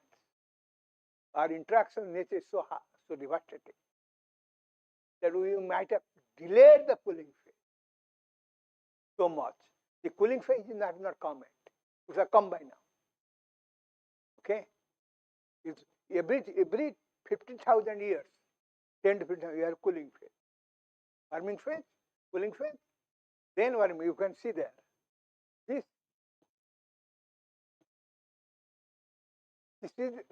difference are between this is around 10 to 15,000 years.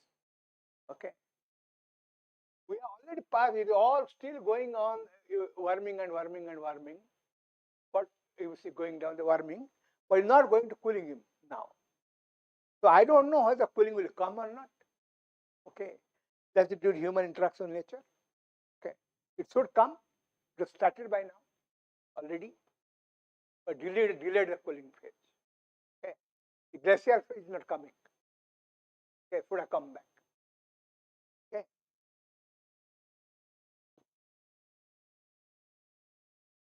Of course, CO2 concentration increasing, temperature going to increase. Okay. Ice is melting, icebergs are splitting, glaciers are melting. What is the difference iceberg and glacier? Huh?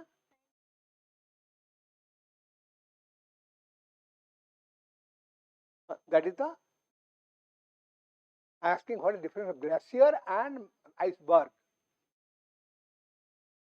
Have you seen the movie Titanic? कोई देखे हैं आप लोग? Titanic hit an iceberg. Where? In ocean. Right? So iceberg is in ocean. Okay. Glaciers are landmass. Glaciers on the land. Okay. So landmass ice deposits are called glaciers, and ice deposit in the ocean called iceberg. Okay. They are saying icebergs are splitting, see? And Titanic, and these glaciers are melting, polar bear is out. Yeah. So this is the university of life. Okay.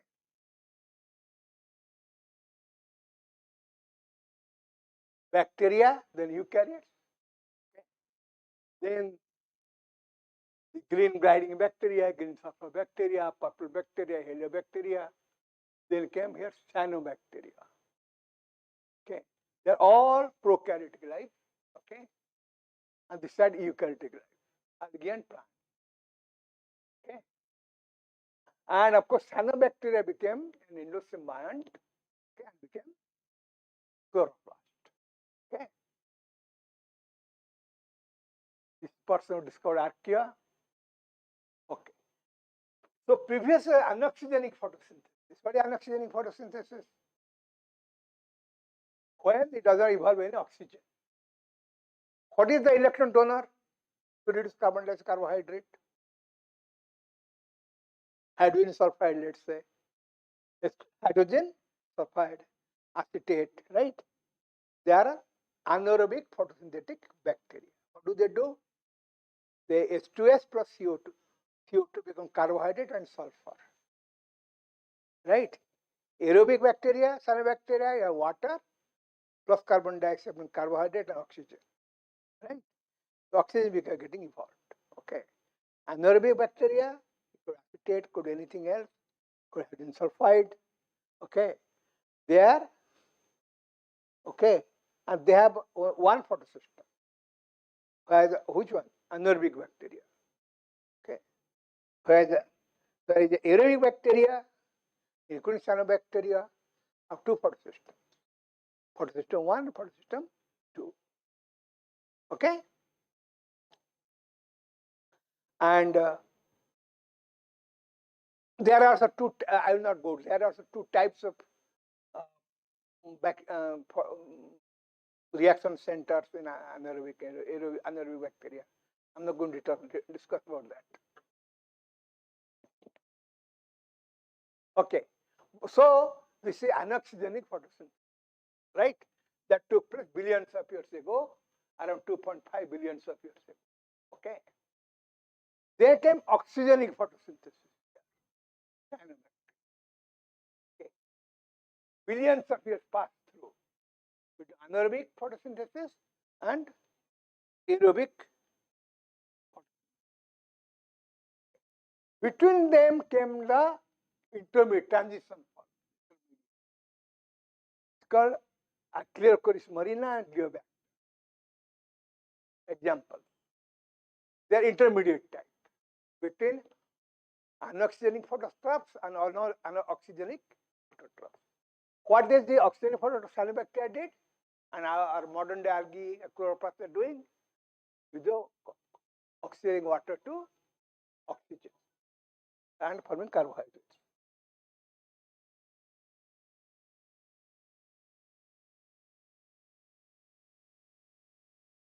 Okay.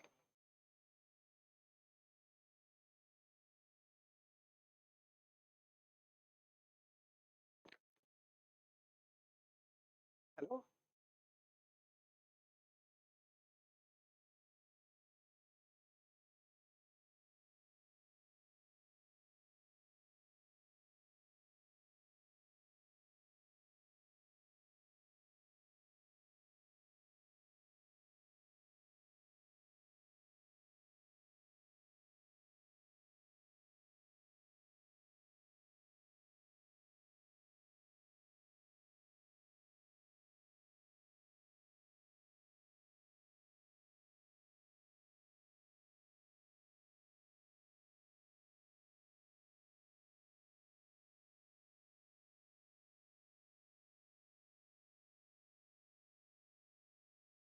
Photosynthesis.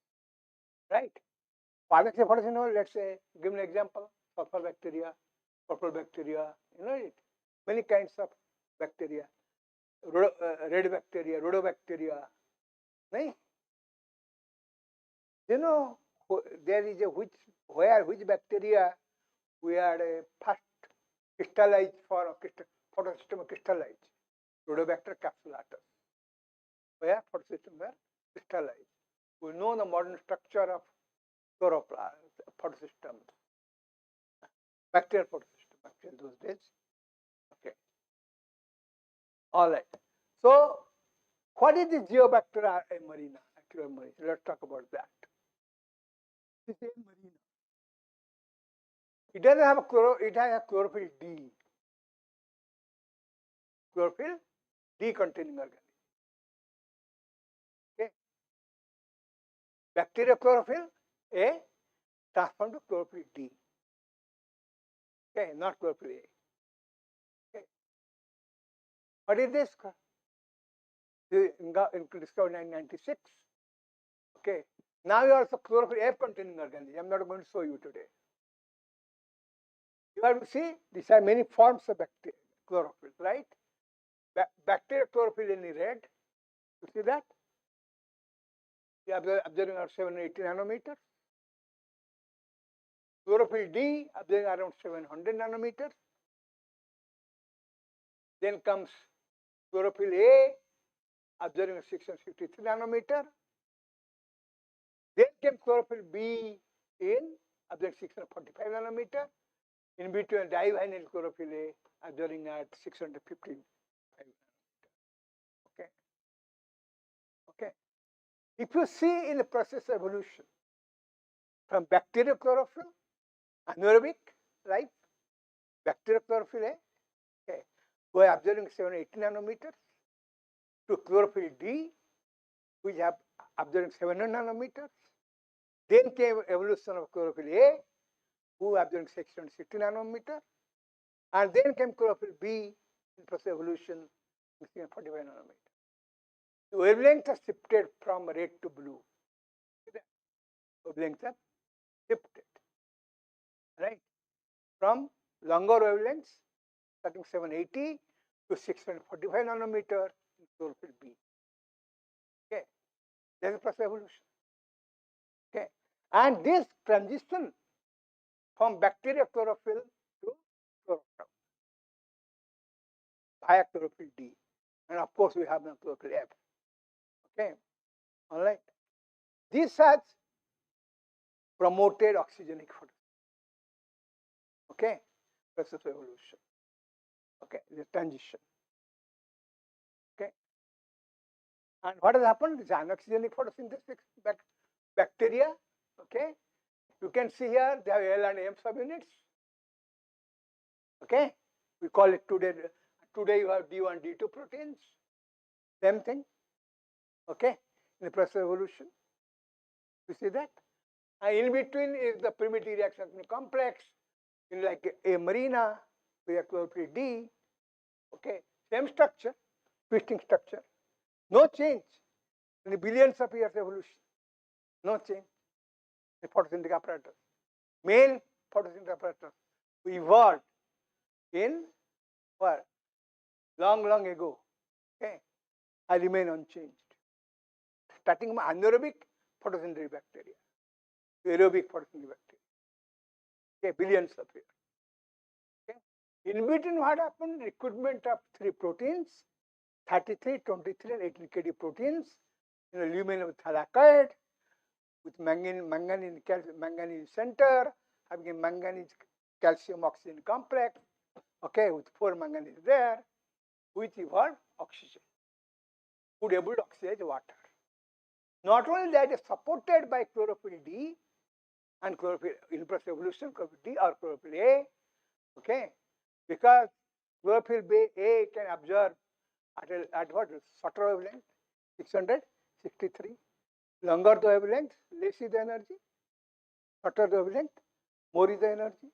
Energy of photon equals CH by lambda, wavelength photon, inverse proportional. Right? So what happens? So they got more and more energy to break water to oxygen. Okay. There are also other things involved. I'm not going to details. So they started evolving oxygen. Okay. And then evolution, what has happened only? The complexity process is increased. Same fundamental process remains same. Okay. Complexity increase. Same thing is Rubisco. Rubisco evolved in anaerobic world. Right? Right? Rubisco evolved in anaerobic world. Where is Rubisco? Photosynthetic bacteria, anaerobic photosynthetic bacteria. But we are not calling it Rubisco when we have carboxylase. Why? Because there is no oxygen at that time. Right? So it did not have an oxygen function. Anaerobic world. Okay. But as and when these 3 guys evolved, which one? These 3 red guys, 33, 23, 18 Kd protein evolved, okay, recruited, okay, and they oxidized water to oxygen, okay. When this happened, then there is change in the system. Okay. Then oxygen concentration went up. When oxygen concentration went up, the Rubisco which evolved anaerobic world. Do you understand that? Rubisco evolved anaerobic world. So it was not, so it did not see why it should protect against oxygen. Right? Did not evolve. There is no need. Why it should protect against oxygen. Right? So then it started competing, oxygen started competing with Rubisco. When oxygen went up, then came photorespiration. Photorespiration came much later because of evolution. Became when you see when photorespiration came only here. Photorespiration here.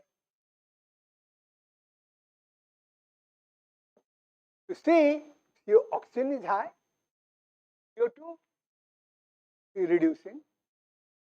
Only when it reached somewhere here, photorespiration started. Okay. Also, there high CO2. So CO2 is outcompeting oxygen. Okay. When photorespiration became, your oxygen concentration CO2 became very low. Okay. One of the reasons became flourishing of plants, of forest, lots of forest cover. Okay. Right. And lot of life in ocean. Okay. So around only 40 millions of years ago, right, they are photorespiration before, but only 40 million years ago we got C4 plant. Because to counteract photorespiration, only 40 million years ago. Okay, why? Because plants could not or didn't change rubisco through the evolution of 40 million years ago, right?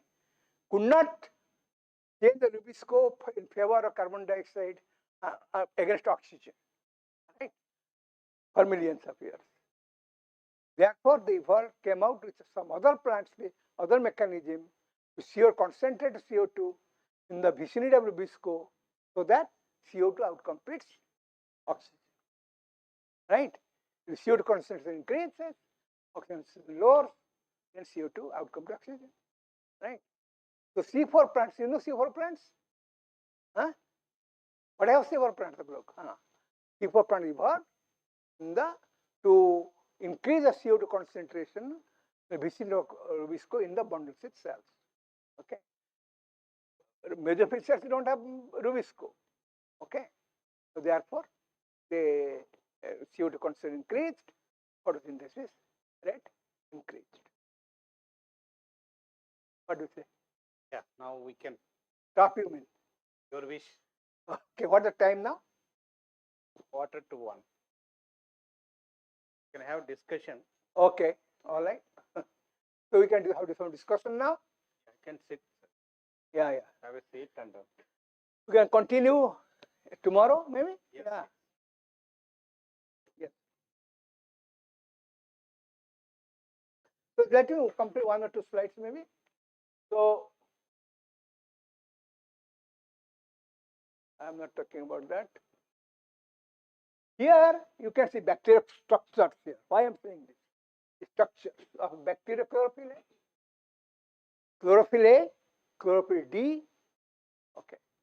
So bacteria chlorophyll A structure, chlorophyll A structure here, CH2 CH3 group here. Chlorophyll B, you know, CH3 becomes CHO here. All of you know that. CH3 becomes CHO.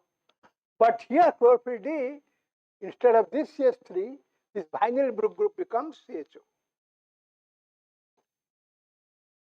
This vinyl group becomes CHO. Okay, CHO. So not CH3 becomes CHO, but vinyl group, that rate, vinyl group becoming CHO. That is chlorophyll D. So these changes have taken place. Wavelength changes. 752, 600, 700, then 663, and then 645 because of methyl CH3 becomes CHO. Right? That has taken place. What has taken only in the side chain ring, outside periphery of macrocycle. Okay, basic macrocycle. Okay, having protopophyl ring with magnesium at the center. Okay, remained same throughout the process of evolution. Okay, only slight changes have taken place in the periphery ring of the ring, side groups, to change the absorption properties of the pigment. Okay, from 780 or 760, whatever, to 645 today. Okay, so this has been account. So therefore, I am telling you, evolution is so conservative. You saw European not changing much. You saw rubisco not changing much, except that some changes ratio of 8 large, 8 small, 2s, 2 large, 2 small, or the many parameters of combination have gone on to the process of anaerobic to aerobic photosynthesis. Okay, but remains same. Even the essential structure of photosynthesis apparatus I showed you. D1, D2 proteins twisted structure, the core, right, remains same. All right. Give me, okay, now discussion. Tell me, you see, you say chlorophyll have many kinds of chlorophyll. Chlorophyll 663, chlorophyll 680, chlorophyll 690, many forms of chlorophyll, right? Or not? Have you heard of that? The many forms of chlorophyll in plants or not? Chlorophyll A is there. Let's see there. If chlorophyll A in 80% acetone observed at 663 nanometer, right? Or not? So same chlorophyll A, but when they are present in plants, are different forms of chlorophyll. Okay. Although while they are in such a broad wavelength, take algae, it does observe alga observe 663. Observe at maximum 678 maybe, or 680 maybe, a broad peak. Why is it do so? There are different forms of chlorophyll. Certain chlorophylls are bound to pigment protein complexes, thallic proteins, pigment protein complexes. Okay. Whether the head group is close to aspartic acid residue in the light hydrogen complex or a reaction center, near reaction center, or to a arginine residue. Arginine residue have what? Extra amino acid, an amino group, right? Aspartic acid extra carboxyl group. You know it. So they will have influence, negative or positive influence on the electronic cloud of the tetrapyral ring, tetrapyral ring. Okay. Their property changes depending upon when they are localized. Have you seen lobsters? Very, give a very example. Lobster, blue lobster. You, when you catch in sea, catch from sea, lobsters are blue. You steam it for a few minutes in the steamer, they go red. The chain of restaurants are red lobster. Actually, they're blue lobster. Once steamed, they become red lobster. Right? Why it happens? When steamed, they go red lobster. Because the pigments, okay, is mostly carotenoid type pigment, which bound to protein is blue in color. But when it is released from the protein, it is red in color after steaming. You see the absorption property changed after steamed lobster. Okay, so the pigment is released, and therefore it becomes red. So you can see how much absorption property changed from blue to red. Similarly, the chlorophyll molecules where they are observed, where they are bound to the protein molecules, which environment they are, whether they are in hydrophobic environment, complete hydrophobic environment, or they are in close to hydrophilic environment. Even in hydrophilic environment, the difference of how much aspartic acid they have nearby, how many arginine lysine they have nearby, that influences the electronic structure of the head group. Okay, and that in turn influences the absorption spectrum of the molecule. And the absorption spectrum molecule is signature of the electronic structure of molecule. Electronic structure of the molecule determines the absorption spectrum of molecule. Similarly, electronic structure of molecule determines the fluorescence structure of the molecule. If you are good in quantum mechanics, if you know the structure, you can derive the absorption spectrum of the molecule.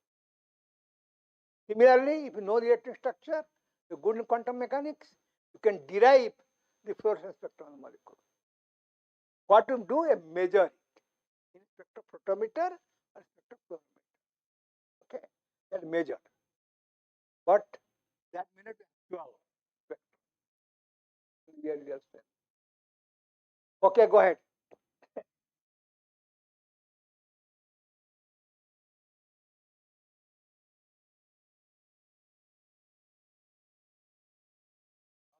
Sir, from Utkalin. You have Muslim married? Wow. So, on one line. Wow, good. How many of you are there? 4. That's good. What is your name? From Utkal. Wow. And you? Rao. Rao. Utkal. So you have 6 of you. Okay, good, good. And some are from Hyderabad and some are from anybody. Hyderabad, no, but his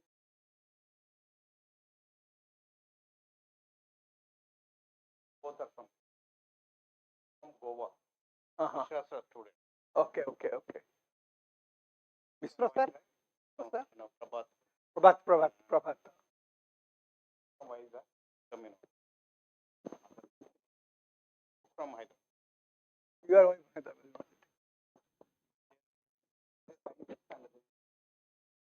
Okay. Anything you want to say or ask? Free for all discussion. Not necessarily, yeah, go ahead.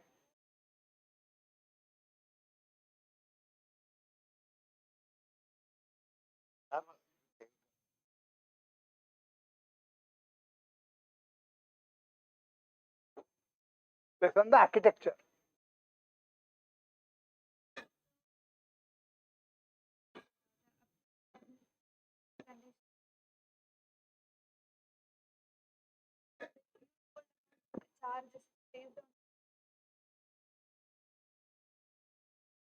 Oh, okay, okay, yeah, yeah.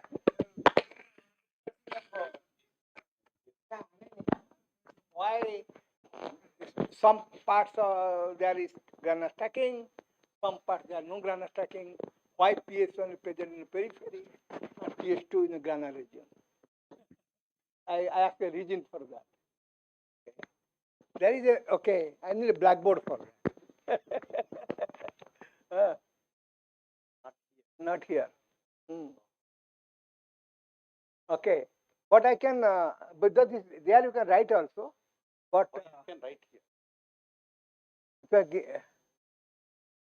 can you do that? So now when there on. You can write there. Yeah. Huh? You just turn up that. You can go to the PPT mode, PPT turn up. Then you go to, do you have blackboard by? Yeah. That's what many people don't use it nowadays. Now we forget all the time how to use it. You know, if I can, yeah, you sister, Come here. give me a come copy.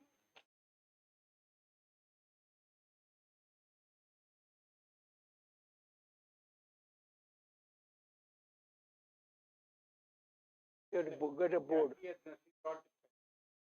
The whole touch. Note. No, they have write a okay. Good. Oh, we will. Okay, okay. Good, good. You see, this is thalacid membrane, right? Right. The another thalacid membrane. Okay. Thalacid membrane has a bilayer lipid membrane, right? Is the lumen of the thalacid.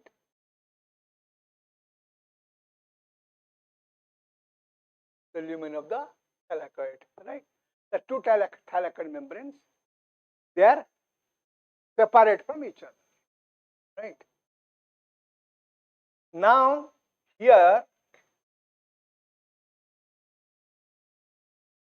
here, you have what I told you here, PS1 here,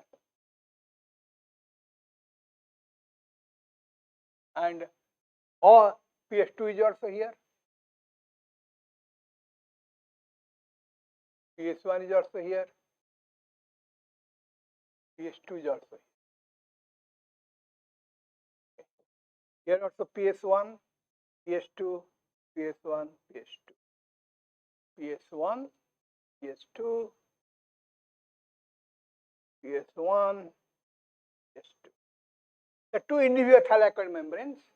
So you can see PS1 and PS2 are uniformly distributed throughout the thalacid membrane. Okay.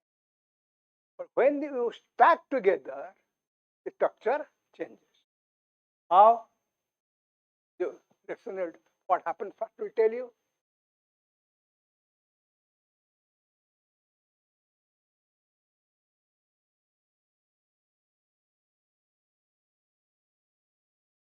Can get another thallic membrane.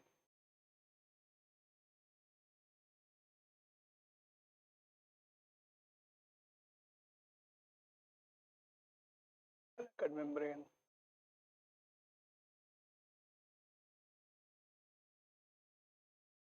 So the thallic membrane 1, membrane 2, membrane 3, right? There are 3 membranes, right? Membranes. Now they are stacked together. Okay, not independent anymore, but stacked together. But here you will see PS1 will be here, PS1, PS1, PS1, PS1, PS1, PS1, and PS1. So PS1, PS1. Let's say I'm writing 1 only now. PS1. Similarly, here also PS1, PS1, but here will be PS2.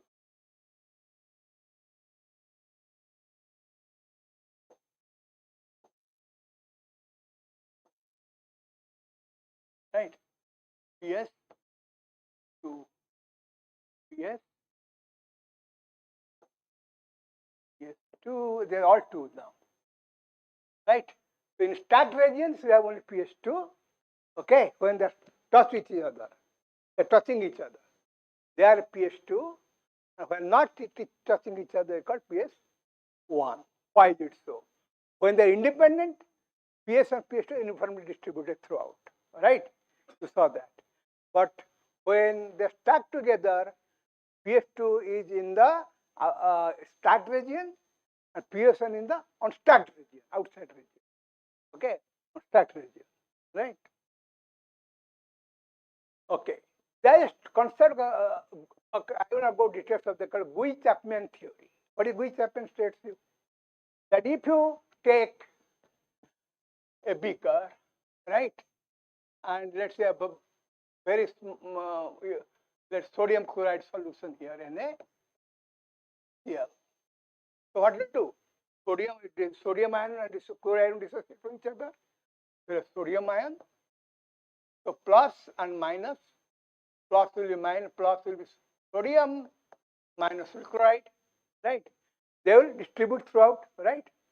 Sodium chloride distribute form, and they will be distribute Na plus and Cl minus. Right? Ions are listed throughout the beaker. Okay. Now let's say you take glass rod coated with polylysine. What is polylysine? A polycation, right? Lysine positively charged. Okay. We coat with polylysine. Okay. So now you have a charged surface, right? Polylysine positively charged. Right? So glass rod is now polylysine coated, positively charged. At this point, what you will see. So this is a charged surface, right? Say distance. This is your reference. So you'll see all the chloride ions will be nearby. All the sodium ions will go away from there. Hey, all the chloride ions negatively charged will be attracted toward the where? Toward a positively charged. Polylysine coated chloride and sodium ions will go away from it. So distribution of positive charge around near the glass rod will be like this. Distribution of positive charge will be like this. Hey, that is chloride ion. This is sodium ion distribution. Not it. Less and less sodium ion near the charged surface, and more chloride ion near the charged surface. Is okay? All right. Now, if you talk about PS1, PS2, they are not. Chloroplast is in a stroma. Stroma has what? Sodium chloride, magnesium chloride, all different salts are there. Not water, right? These solutes are there, na? Charged solutes. Now, as I told you, PS1 PS2 are negatively charged in as a whole.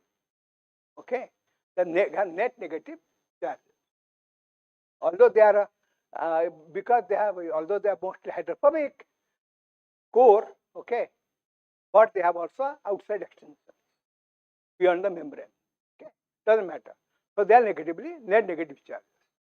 But negative charge of PS1 is more than that of PS2. It depends upon whether you have more aspartic acid, glutamic acid, or more lysine and arginine. Okay, they are balanced. Right?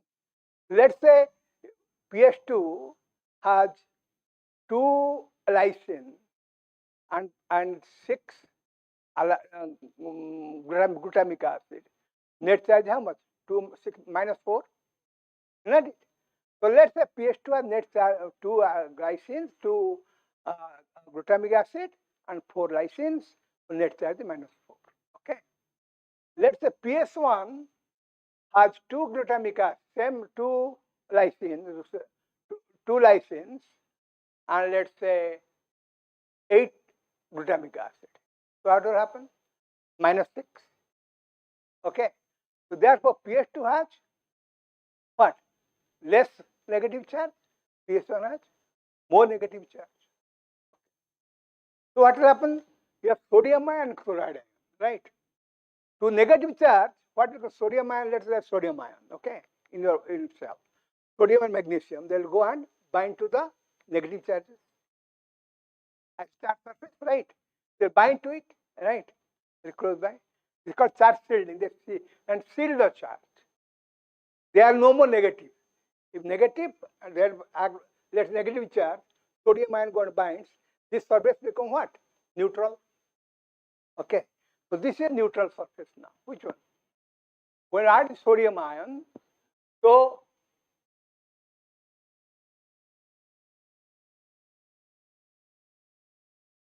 let's say this is now sodium ion added here, sodium ion added here. So this become a neutral surface now. Okay. Chloride ion sequester themselves away from it. Okay. They are not coming out from there. Negative charge surface. Okay. All right. Now this one. Then there is another neutral surface. So this is another, let's say, this is another thalacid membrane. That's also got neutralized by sodium. So this is another neutral. I don't know how to erase it, but that's okay. So back. So this is another one. Very right. Very right. Yes.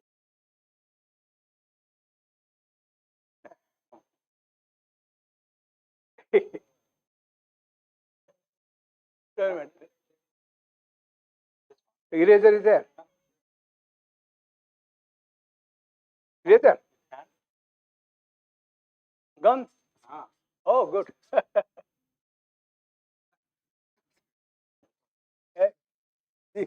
They are more expert than us. Okay.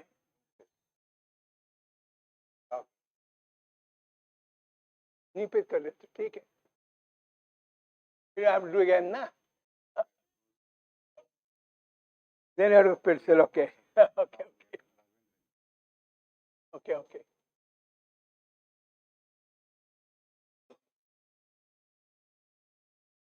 now got PS to PS and everywhere, right? Now what happens? This is negative charge, this is negative, this is negative. This is, then you have plus, plus, plus. This is negative, negative, negative, then plus, plus, plus. So these two are what? Neutral. Okay. There is a theory called van der Waals interaction and Coulombic repulsion. Charges will repel each other, right? Like charges repel each other. Okay. There is universal van der Waals interaction between two surfaces, whatever you see, our solid, liquid, and gas, whatever it is, because van der Waals interaction mostly. Of course, they have a hydrogen bonds, but they have van der Waals interaction in all nature. Okay, have two attraction. We'll not talk about theory of Handorf interaction right now. Why is it there? Okay, you can, I will talk, we don't take much time, anybody don't have time to talk about that. So you have Handorf interaction. So these two surfaces, which are now uncharged, they get charge shielded, no charges, right? Neutral charges. Now they come together by Van der Waals interaction. Okay, so there is a grana stacking. Okay, stacked to each other. Okay, so all these neutral surfaces now stacked from the grana. Then why PS1 and PS2 are different? Because now PS1 I told you more negative charge, PS2 less negative charge. So PS2 will be preferential shielded. Who will shielded first? PS2 because less negative charge. Who will shielded much later? PS1. Okay. So now PS2 also negative charged, was negative charged. Now they are shielded from by sodium ion. So let's say you have 10 PS2 in a membrane. It's a membrane, right? Right. There are many PS2 here. Okay. Now PS2 are mutually repelling each other. They're all negative charged. Now they all become neutral surfaces. Now they'll come closer, aggregate. So they will aggregate to one place. Okay. So this is a neutral surface. This is also a neutral surface. All the PS2 therefore be together. Okay, stacked together. Okay. PS2 coming to the neutral surface. Because this is PS2 were repelling each other. Now because sodium charge shielding and we have Van der Waals interaction between PS2 will come closer. Okay. And then there will be PS2 in one place here, one membrane.